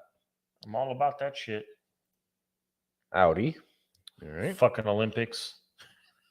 It's similar, kind of a knockoff. Founder August Horch, 1868 to 1951. Fuck, he almost lived 100 years. Good for him. Left his eponymous company. I don't even know what the fuck you're reading, but yeah, I'm gonna go with that. Yeah. But was blocked from using the name again for his own efforts. His son suggested Audi. Infamous. Horsch is German for listen, and Audi is the same in Latin. Okay. The logo diverse is from the Auto Union. Auto Union. Merge of 4 brands. Perfect. Okay. Audi, DKW, Horsch, and Wanderer. The rings represented each brand, overlap to signify union. They are silver, the national color of Germany. That fucking makes perfect goddamn sense. Holy shit. Absolutely, dude. I like it. That's fucking cool. Cool. Huh. National racing color of Germany, I'm sorry. Yeah. Bentley. I can see where Aston Martin got its inspiration from I this. fucking see Aston Martin's wings. Absolutely. Bentley started building aircraft engines for the First World War, so fenders seemed natural. The silver of the logo represents sophistication. Yes. There are actually an uneven number of fenders on either side of the wing. Yes, I can see it. Just more over here, less over there. Yeah. Let's see. Probably but like 1 or 2. And they have varied throughout history. The logo was originally the work of noted automotive illustrator F. Gordon Crosby, 1885-1943, who worked for Autocar for most of his career. That's interesting. That's cool. I like it. Wonder why they did the uneven number. Just to be unique. Probably. Or they weren't paying attention. I bet you Aston Martin's got an even number. I'm sure it probably does. Let's go back and look. Oh, yeah. It's symmetrical as fuck. Yeah. I still like the Bentley. I love the Bentley one. Yeah, Bentley one's badass. BMW. Fucking hate it, but whatever. All right. The name is it's a German meaning. Initialism. Initialism. Okay. For the German meaning, Bavarian Motor Works. We all know that. BMW, yeah. Like the black exterior circle comes from the logo of BMW's predecessor, RAP, while the blue and the white checkered roundel represents the flag of Bavaria. Perfect, makes sense. In March 2020, the logo got its first major change in decades. showing slimmed down initials and a transparent ring. That's not a major change. Yeah, buddy. Company says it radiates openness and clarity and has been very much designed with digital media in mind. Yeah, you sound woke. That's, yeah, Fuckers. pretty gay. Borg Ward? What the fuck is a I have Borg no ward? fucking idea what Borg Ward is. Whatever. Originally founded in the late 1800s, Borg Ward ceased production in the 1960s before being revived with the help of Chinese backers. Fucking go figure. In the 21st century by Christian Borgward, grandson of Karl Borgward, founder of the manufacturer. The logo is a diamond shape consisting of red and white triangles, a reference to the flag of Bremen, the German city in which the company was founded. Stupid. Again, I have no fucking idea what Borgward is. I still don't even know. Let's look up what a Borgward looks like. Oh my god. No wonder the fucking company went bankrupt. Holy Jesus. Skip. Oh my god. Yeah, all right, we're moving along. Moving along. Add Bugatti. Bugatti. Absolutely. The motif within the oval represents the initials of the brand's founder, Ettore Bugatti, 1881-1947. The 60 dots around the edge of the red oval have one of two conflicting origins. Ooh, drama. Either pearls to indicate grandeur or the safety wires that Bugatti employed in its engines as a result of the lack of gaskets. I'm going to go with the pearls. I would agree with the first. Yeah, it sounds better. Why the fuck would you not put gaskets in your engine? But it's probably with the gaskets. That's probably the right one, but I'm going to go with grandeur. Shit. Bugattis is sick. They always have been. I'd give my left nut for one of those. I just want to sit in one. No, I want to drive one. I would love to drive one, but I'd be happy with just sitting in one. Give my left nut for it. Buick. Yeah. I love fucking Buick. That's the American flag right there, baby. It's American flag. The colors, for sure.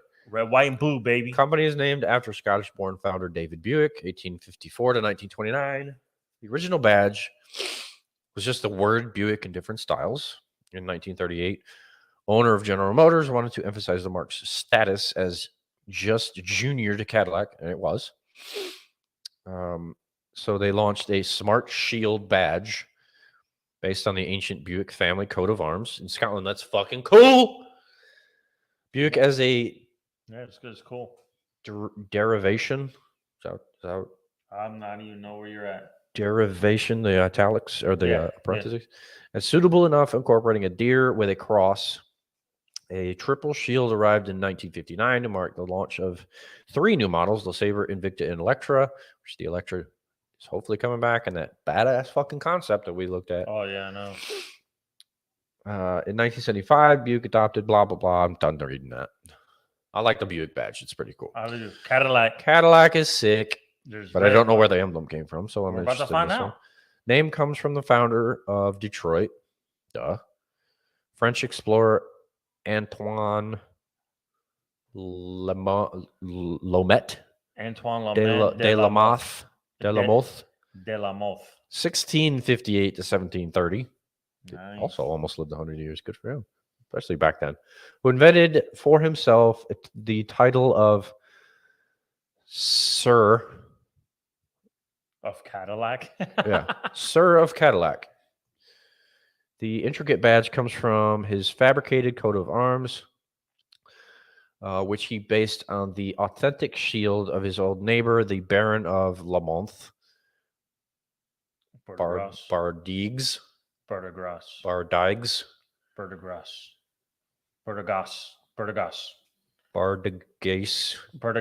don't fucking know. I bet you there's an asterisk above you, Bertigas. Originally, the Cadillac badge featured 6 martlets, and these were replaced by golden quartets. Quartets. Oh, no, quarters. Nice, you're right. I can't fucking see. I'm blind. Golden quarters with the black horizontal stripes in 2000. The badge for a long time was surrounded by A laurel wreath. Yep. Dropped in 2014. I remember that. Beautiful. I love the crested wreath, man. You live on, my friend. Chevrolet. It's a fucking cross. Its famous bow tie logo was introduced 2 years after the company was formed. The badge was inspired by a design that company founder Louis Chevrolet, 1878 to 1941, saw in an advertisement in a local newspaper, likely for Colette's Coals Company. Okay, it's weird. Not a cross. It does not look like a fucking bow tie. It's a bow tie. It's not a bow tie. Well, it is. No, it's not. Google a fucking bow tie. That is not a bow tie. It's similar shape to a bow tie. Not even fucking close. Well, they call it a bow tie, not a cross. So shut up. Well, Citron. That's why it's stupid. That you will never, ever fucking see in this country because they're ugly as shit. Citron. You know what that is? Those are what you call boomerangs. Yeah. Or up arrows. Not fucking bow ties. That's correct. In 1901, company founder Andre Citron, 1878 to 1935, traveled to Poland, where he purchased the patent for a double helically cut milling gear. Such was his original business. The two chevrons represent the two opposing gears of this intermeshing. So they're not fucking boomerangs. They look like fucking boomerangs. Yes, they do. You're right. Citroen sucks. And so do their cars. Dodge.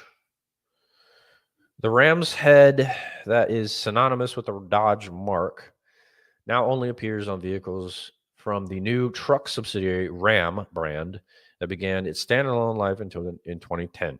Blah, blah, blah. Now, Dodge has a far simpler and sleeker emblem that features several shades of silver and red. Two tones of silver represent grandeur, dignity, and sophistication, whereas the two slanted red stripes symbolize passion and excellence. Or no, excitement. I'm sorry. Nice. That's very, very simple. Better than Chevy's bow tie. No. Yep. Disagree. 100%. You're dumb. Nope. Fucking the person whoever calls it a bow tie is a fucking idiot. Well, I'm an idiot then because it's a bow tie. You're a fucking idiot. I just said that. Ferrari. All right. I love a Ferrari. That's a good one, dude. I like a lot of them. I love all of them. I like a lot of them. All right. At the top of the logo is the Italian flag, obviously, because they're fucking proud as fuck to be Italian. That's damn right. Below is a yellow shield, the color of Modena. Modena. Modena. It's Italian. Modena. There are also the initials SF for Scuderia Ferrari, meaning Team Ferrari. That's right. Makes perfect sense. And the leftward facing prancing black horse. Iconic. That's what Ferrari's fucking known for. Yes. That's their nickname, the prancing horse.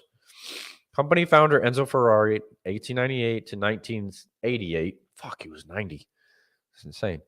Chose this after meeting a count whose late son, Francisco Baracca, had been a fighter ace in World War II. Or no, the First World War, sorry. Yeah. The horse had been painted on the fuselage of his airplane. Baracca's mother told Ferrari to use the horse on the cars for good luck.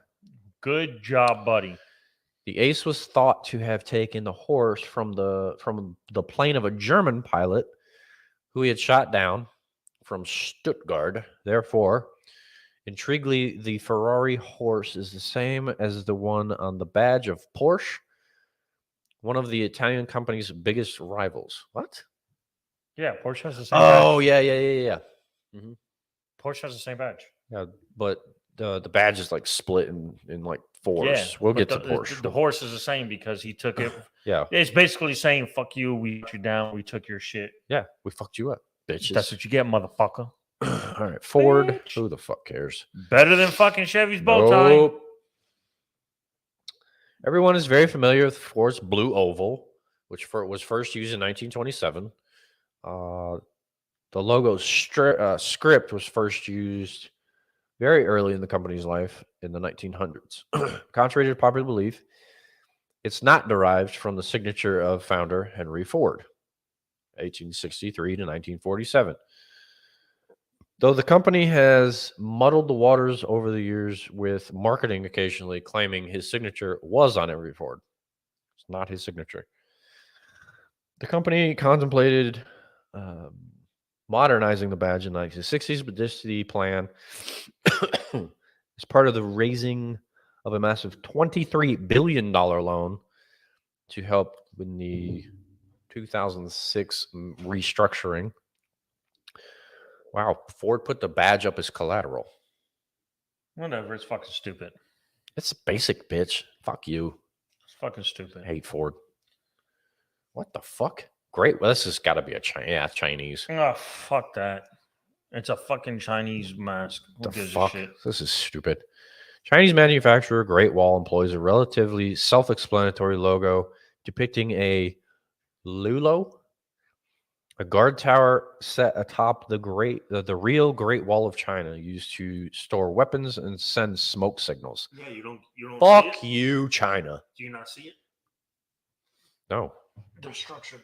That's the Oh, yeah, it's one of the towers. It's one of the towers. Yeah. It's the middle part. Okay. Fuck you, China. Lick balls.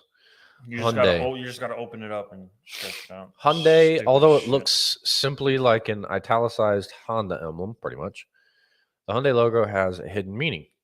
Did you know this? Oh, I did not know. Did you know this? It had a hidden meaning. It Please. has a hidden fucking meaning, bro. Enlighten me, I'm my about to friend. educate you, drop some knowledge. Please do. It is also meant as a stylized handshake of trust.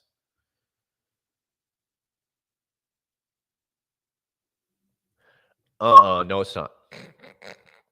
Between two people, indicating company and consumer, with the company leaning in. Lick my balls, Hyundai. That does not look like two people shaking hands. I'm. Yeah, does it look like? No, still no. No. Fuck you, Hyundai. Infinity sign. says two official interpretations, both concerning the upward-facing triangle. The first is that it is a highway facing towards the future. Whatever. That sounds stupid. This is pretty gay. It's just like the bow tie. Given that the brand was codenamed Horizon while under development. The second is that it depicts Mount Fuji. That makes more sense. That sounds better. Representing the brand's nationality and the highest point of quality. That makes much better sense. Although it's not the highest point of quality. We're gonna go with number 2. Yes. Because the first one's fucking stupid. Stupid. Just like Ford. Yep. Koenigsegg. Hail to the Founder Christian von Koenigsegg has a surname of Germanic origin. Von usually indicates nobility, and von Koenigsegg has traced his ancestry back to the knights of the German Romanic Empire of the Middle Ages. That's fucking cool. That is cool. That's actually really cool. Very cool. His brand's badge of golden red Is their coat of arms? rhombuses is stylized version of his ancient family crest. That's absolutely fucking awesome. Hell yeah. That's awesome. Which dude. originates in the region of Swabia. Never heard of it. But that's cool. That's fucking That's dope a cool. as That's a shit. cool badge. It's a cool backstory. Actually, that's actually really cool. That's probably the best one so far. So far, I have to agree. Good job, Christian, utilizing your roots. Lada, one of your favorites, gives bro. A fuck, they're my favorite. One of your favorites. Lada was originally the name of export cars only, with the brand known as Ziguli in the Soviet Union. Pogulia? Zig- Segulia. No, it's Ziguli. Segulia? No, there's no A.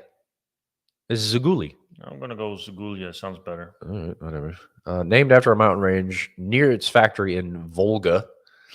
The name Lada Volga is that of a form of river-going Viking longship. Oh, I fucking see it. Yeah. Oh, dude, I freaking see it. Yeah. You see it? That's the boat and that's the sail. Oh, dude, I fucking see the longship. That makes perfect sense. Yeah, that part makes sense. I didn't know that to be actually fucking explained. Yeah, which is reflected in the brand's logo. Yeah, it's perfect. The blue branding is said to represent the water it sails upon. I always thought it was a D and a S. I did too. Now it's a fucking long. But long that boat. doesn't make sense because it's Lada. There's no S in the That's name. that's what I thought. I was like, why? Oh, yeah, yeah. It makes no sense. It's a D and an S. Yeah, it makes it But it's a definitely looks Viking like long DS. shit. Yeah, it's fucking cool. That's fucking dope. Mulattoes are on my list again. That's cool. I like it. Well, you build shit cars, but I mean, your logo's cool. I like it a lot. Lamborghini. Another Zodiac-inspired name was Ferruccio Lamborghini, 1960-1993. He was a Taurus. Obviously, he's going to go with a bull. Pretty much self-explanatory.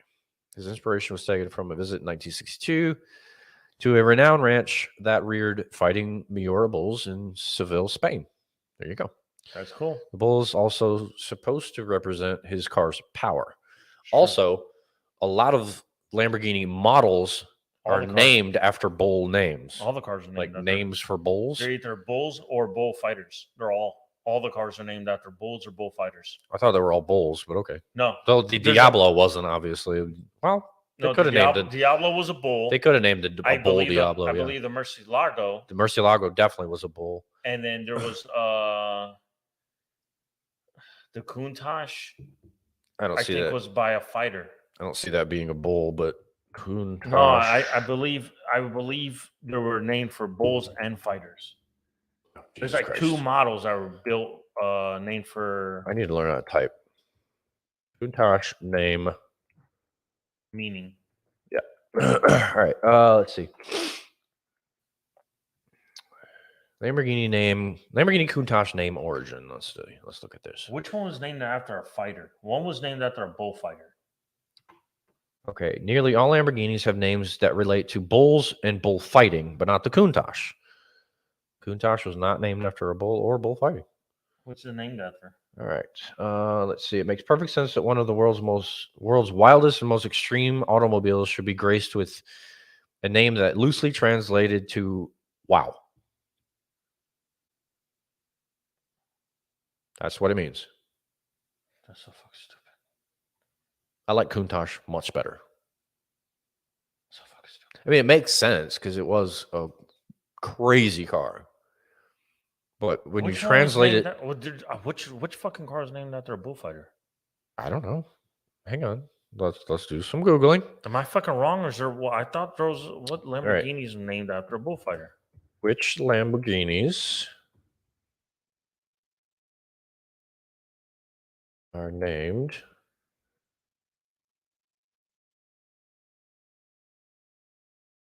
after bulls? Bullfighters. Good Lord, it's not coming up. All right, let's see here.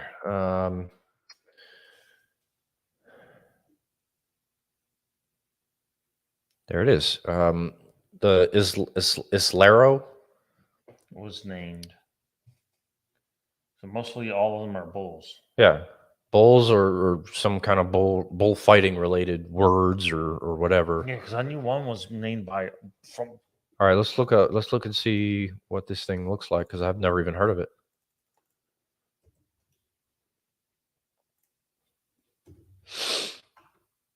Oh Lord, it's ugly. It's a 69. It's actually not too bad. No, it looks pretty cool. Yeah, it's not that bad. Okay. That's fucking cool. Yeah, that was named after a bullfighter. There you go. After he died. Nice. He got probably fucking gored to death because he's an idiot. One and done. Dummy. Anyway, Land Rover, boring as fuck, garbage vehicles.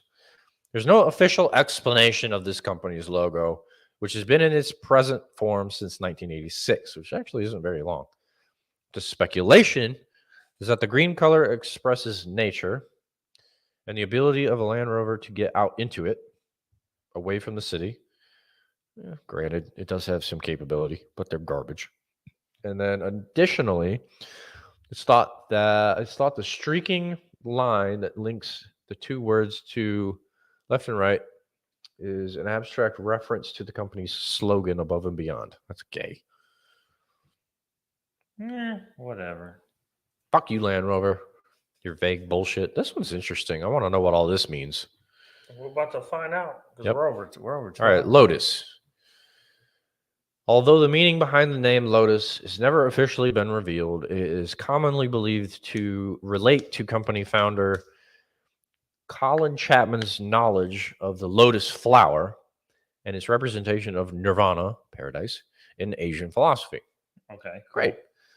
The yellow of the badge supposedly represents bright days ahead, while the green central lozenge is the British racing green. Perfect. Showing Lotus's racing origins. That makes sense. The intertwined letters at the top are the initials of Anthony Colin Bruce Chapman, who lived from 1928 to 1982. Its latest logo was launched in August 2019. Okay, it's just his initials. That's pretty fucking boring, actually. Yeah, whatever. Yeah, very underwhelming. Maserati. It's a Trident. It's a Trident. Yeah. Yeah. The trident is taken from that held by the statue of the Roman god Neptune in Bologna's Piazza Maggiore, Central Square. Am I close there? Bologna, Piazza. Oh, yeah, it is Bologna. Piazza Maggiore. Maggiore. Not only did this therefore represent Maserati's hometown, but also Neptune's qualities of strength beyond or being god of earthquakes, storms, and horses. Too bad you built a shit car, bro. They're not great. Cool fucking symbol. Shit car. Yeah, they're not great. Not my favorite for sure. Mazda. All right, let's see. The name Mazda is taken from Ahura Mazda, the creator of and god in Zoroastrianism. Holy balls. A religion that is prominent in early Asian cultures. Interesting. Whatever. Mazda translates as wisdom. Well, you didn't use wisdom to make your cars, except for the RX-7. Because pretty much all the other ones suck. Coincidentally, it is also an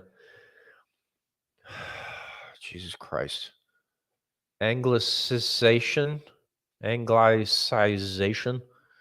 of the name of the company's founder. I'm not going to even try to fucking say Hiro Matsuda. It's fucking good enough for me, homie. I think that's pretty good. I think it was good enough for me. I have no 1875 to 1952. Mazda has gone through several badges in its time.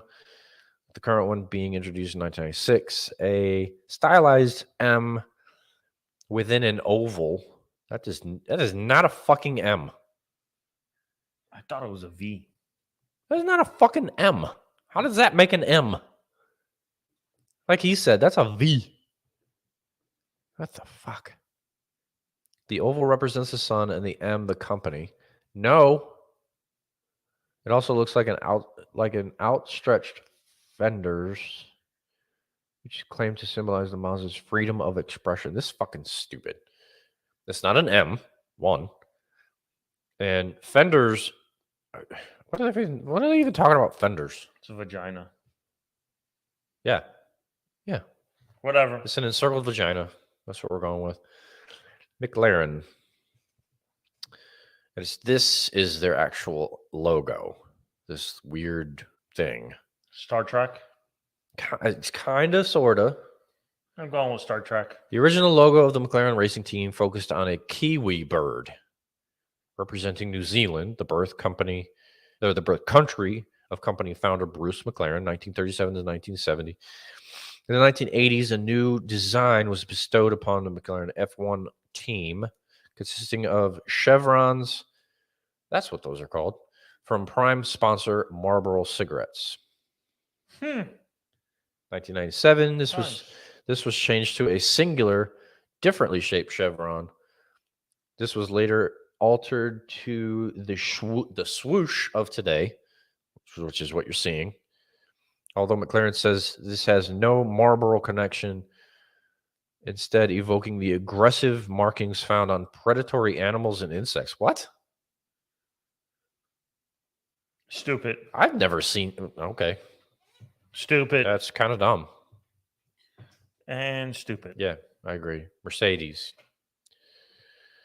Mercedes part of the name comes from daughter of Daimler partner Emil Jelinek.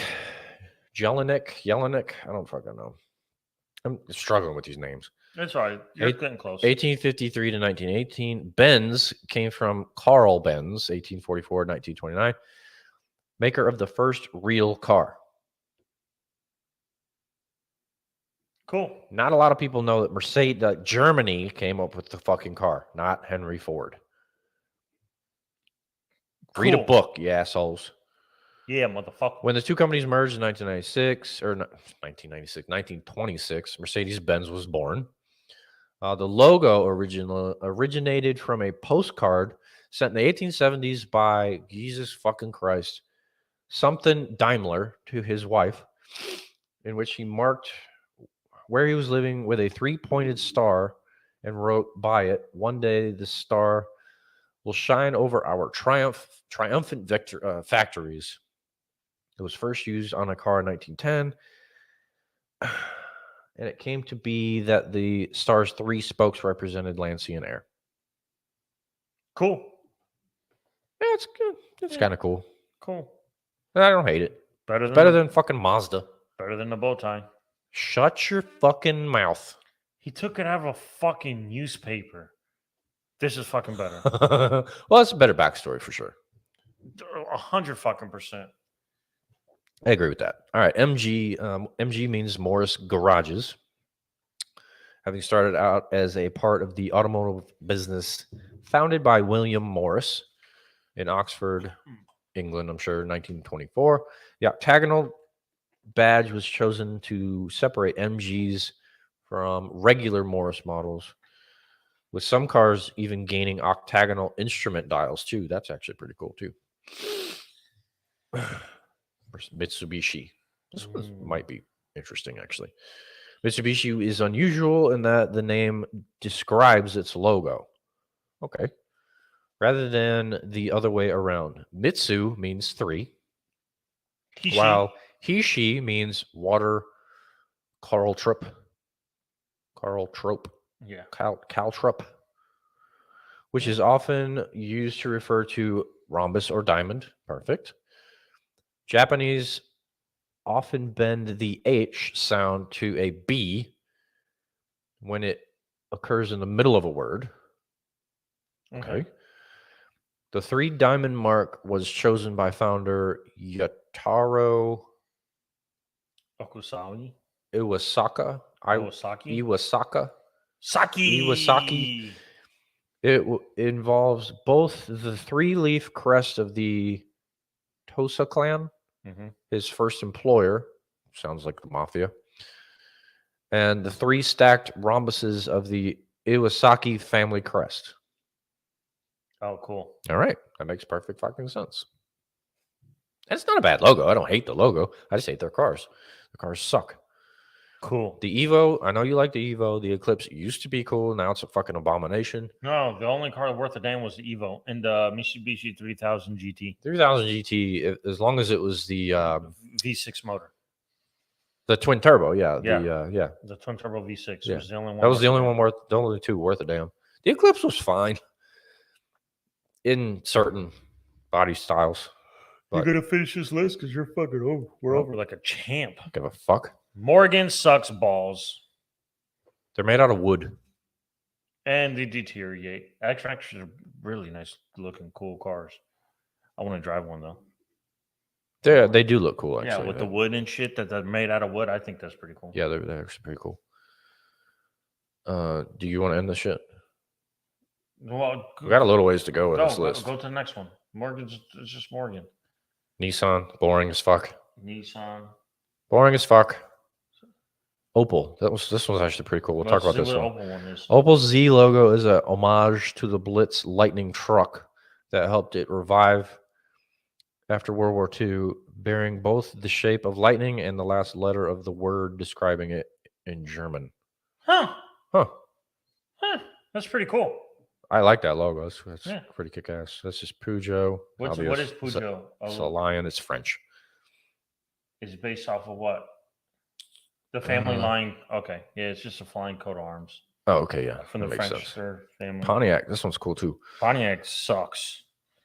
They had some good stuff They did have early. some cool cars. Early on, they had some cool shit. But later, they had just generic bullshit, and then they just fucking. 1926. It definitely dropped the ball. Native American headdress, honoring the brands of Native American influence. However, in an effort to This is appeal supposed for to a be in younger audience, GM introduced a new logo in 1957. This is supposed to be a headdress. Yeah, for Native Americans, I guess. Fucking I don't fucking know. I don't fucking know. Okay, in 1957, they put a new logo that now instantly recognizes as Red Dart. That also shares Native American signatures. Pontiac has closed down, and okay. Yeah. All right, that makes sense. This is not a headdress. No, but it's a Red Dart. That's the Porsche. Yeah, let's get to the Porsche. Okay. Porsche's insignia is intrinsically linked to the brand's hometown, which is written in its center, Stuttgart, Germany. Below it is a horse. Stuttgart translates to Old High German as stud garden. Okay, cool. It's where they fucking made horses fuck all day. Because they were studs. The quartered crest surrounding the horse is taken from the coat of arms of the Free People's State of Württemberg. Württemberg. Yeah, Württemberg. Württemberg, yeah. Württemberg. Which was founded as after the dissolution of the German monarchy in 1918, and of which Stuttgart was the capital. The trio of black antlers in the top left and bottom right date back to at least the 10th century, signifying the greater region of Swabia. Hey, that's for which is where Mr. Koenigsegg's family came from. While the red and black stripes are of the Duke of Württemberg. That's fucking cool, man. I like this. I like their logo. It's actually pretty cool. Yeah, although I don't really care for their cars or the drivers, the people that drive them. I like the GT3s, GT4s. The GT3 is insane. The GT2, especially GT3? the GT3 RS is fucking incredible. Yeah, that'd be the Porsche I'd buy. GT3 RS. The Cayman GT4 is fine. That's what Andy drives currently. Well, most of the time. 911 GT2 is a little bit not quite as good as the GT3, but still cool. I want the GT3 RS. Yeah. If I was going to buy a Porsche, it would either be a realistic Porsche. We're not even including the 918 because you can't find one for less than $2 million now. I would do a GT3 RS if I was going to buy a Porsche. Hell yeah. Yeah, for sure. The Ram, fuck off. That's Renault. I'm interested to see where this came from. Was originally circular, but was changed to the famous diamond in 1923, most likely because it better fitted the car's centrally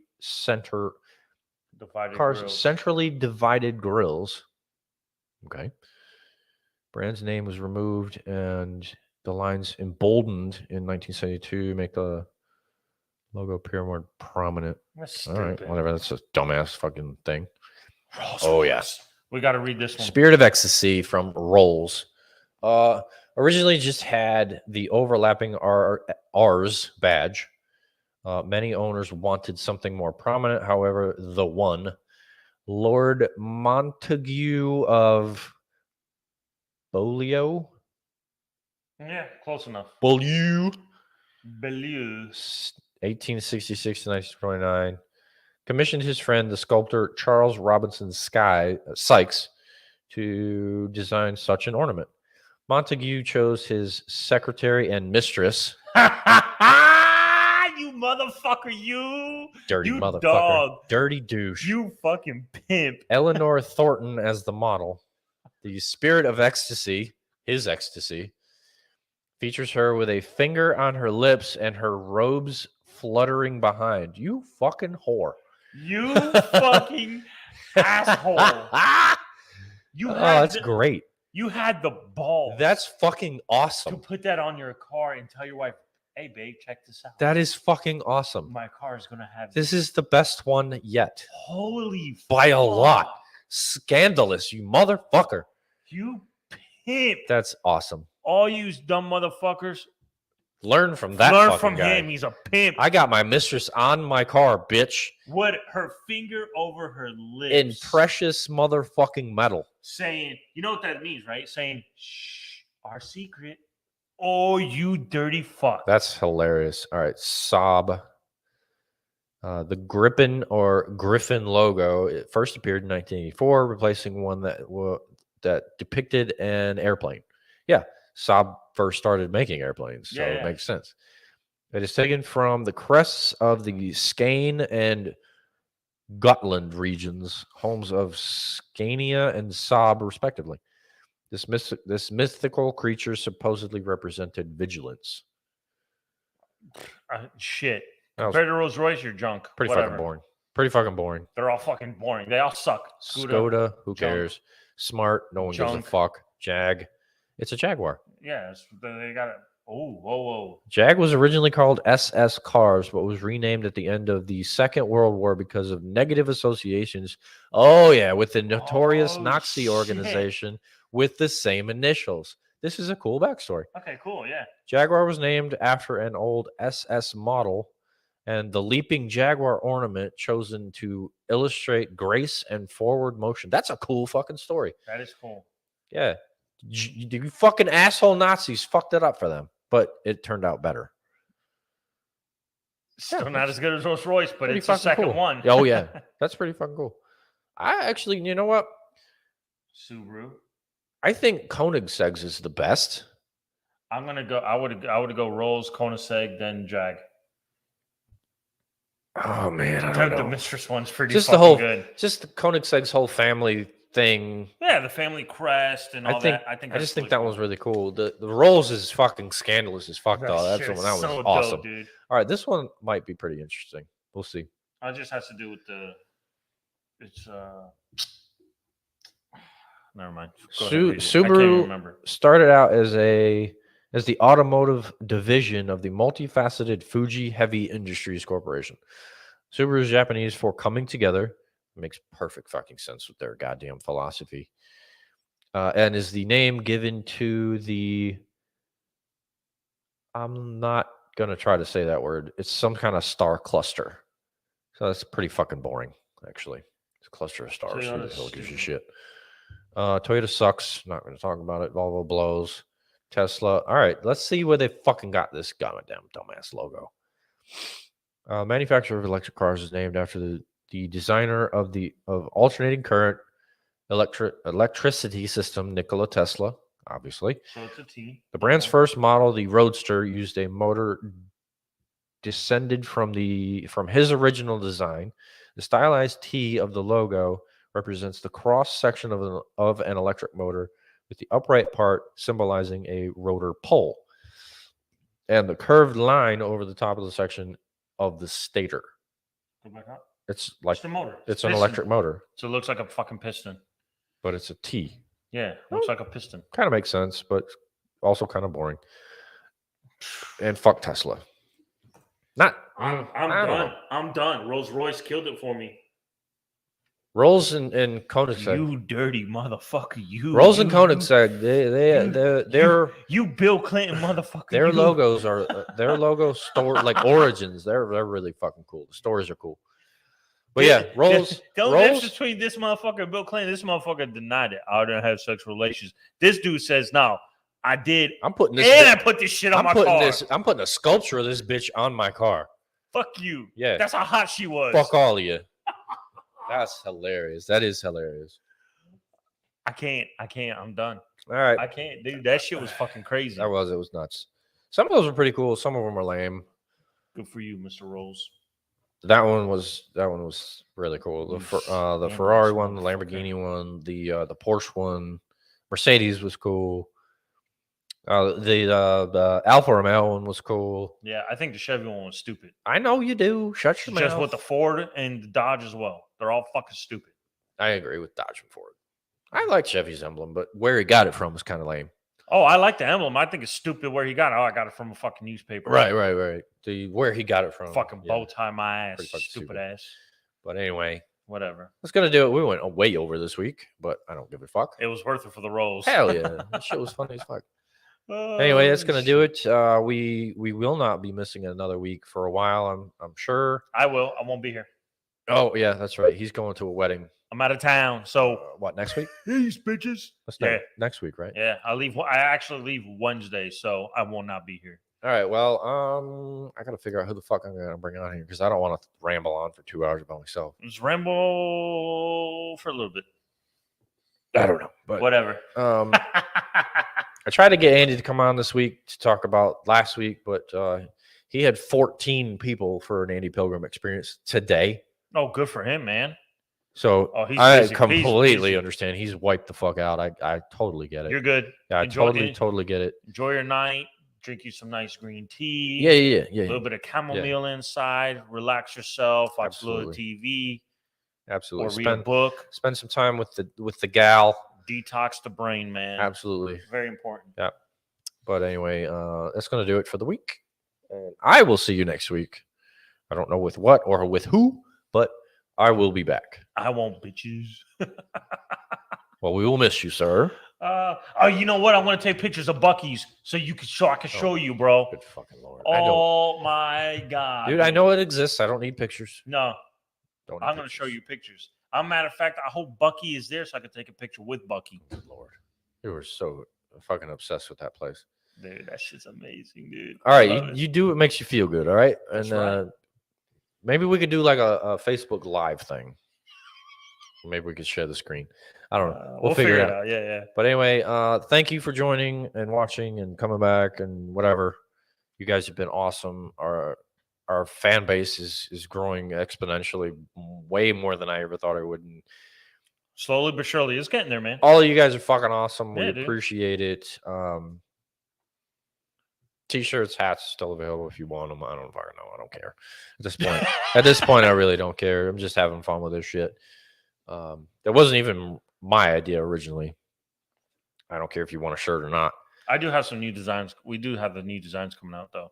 Yeah. Hopefully the merch store will be up soon, and you guys can just order them from there, and I don't have to worry about it anymore. But we'll keep you informed on that part because I need to check the website again, actually. But hopefully that'll be up soon, and enjoy your evening. Yeah. Cool. We're out, man. All right. Where's my music? Everybody have fun. All right.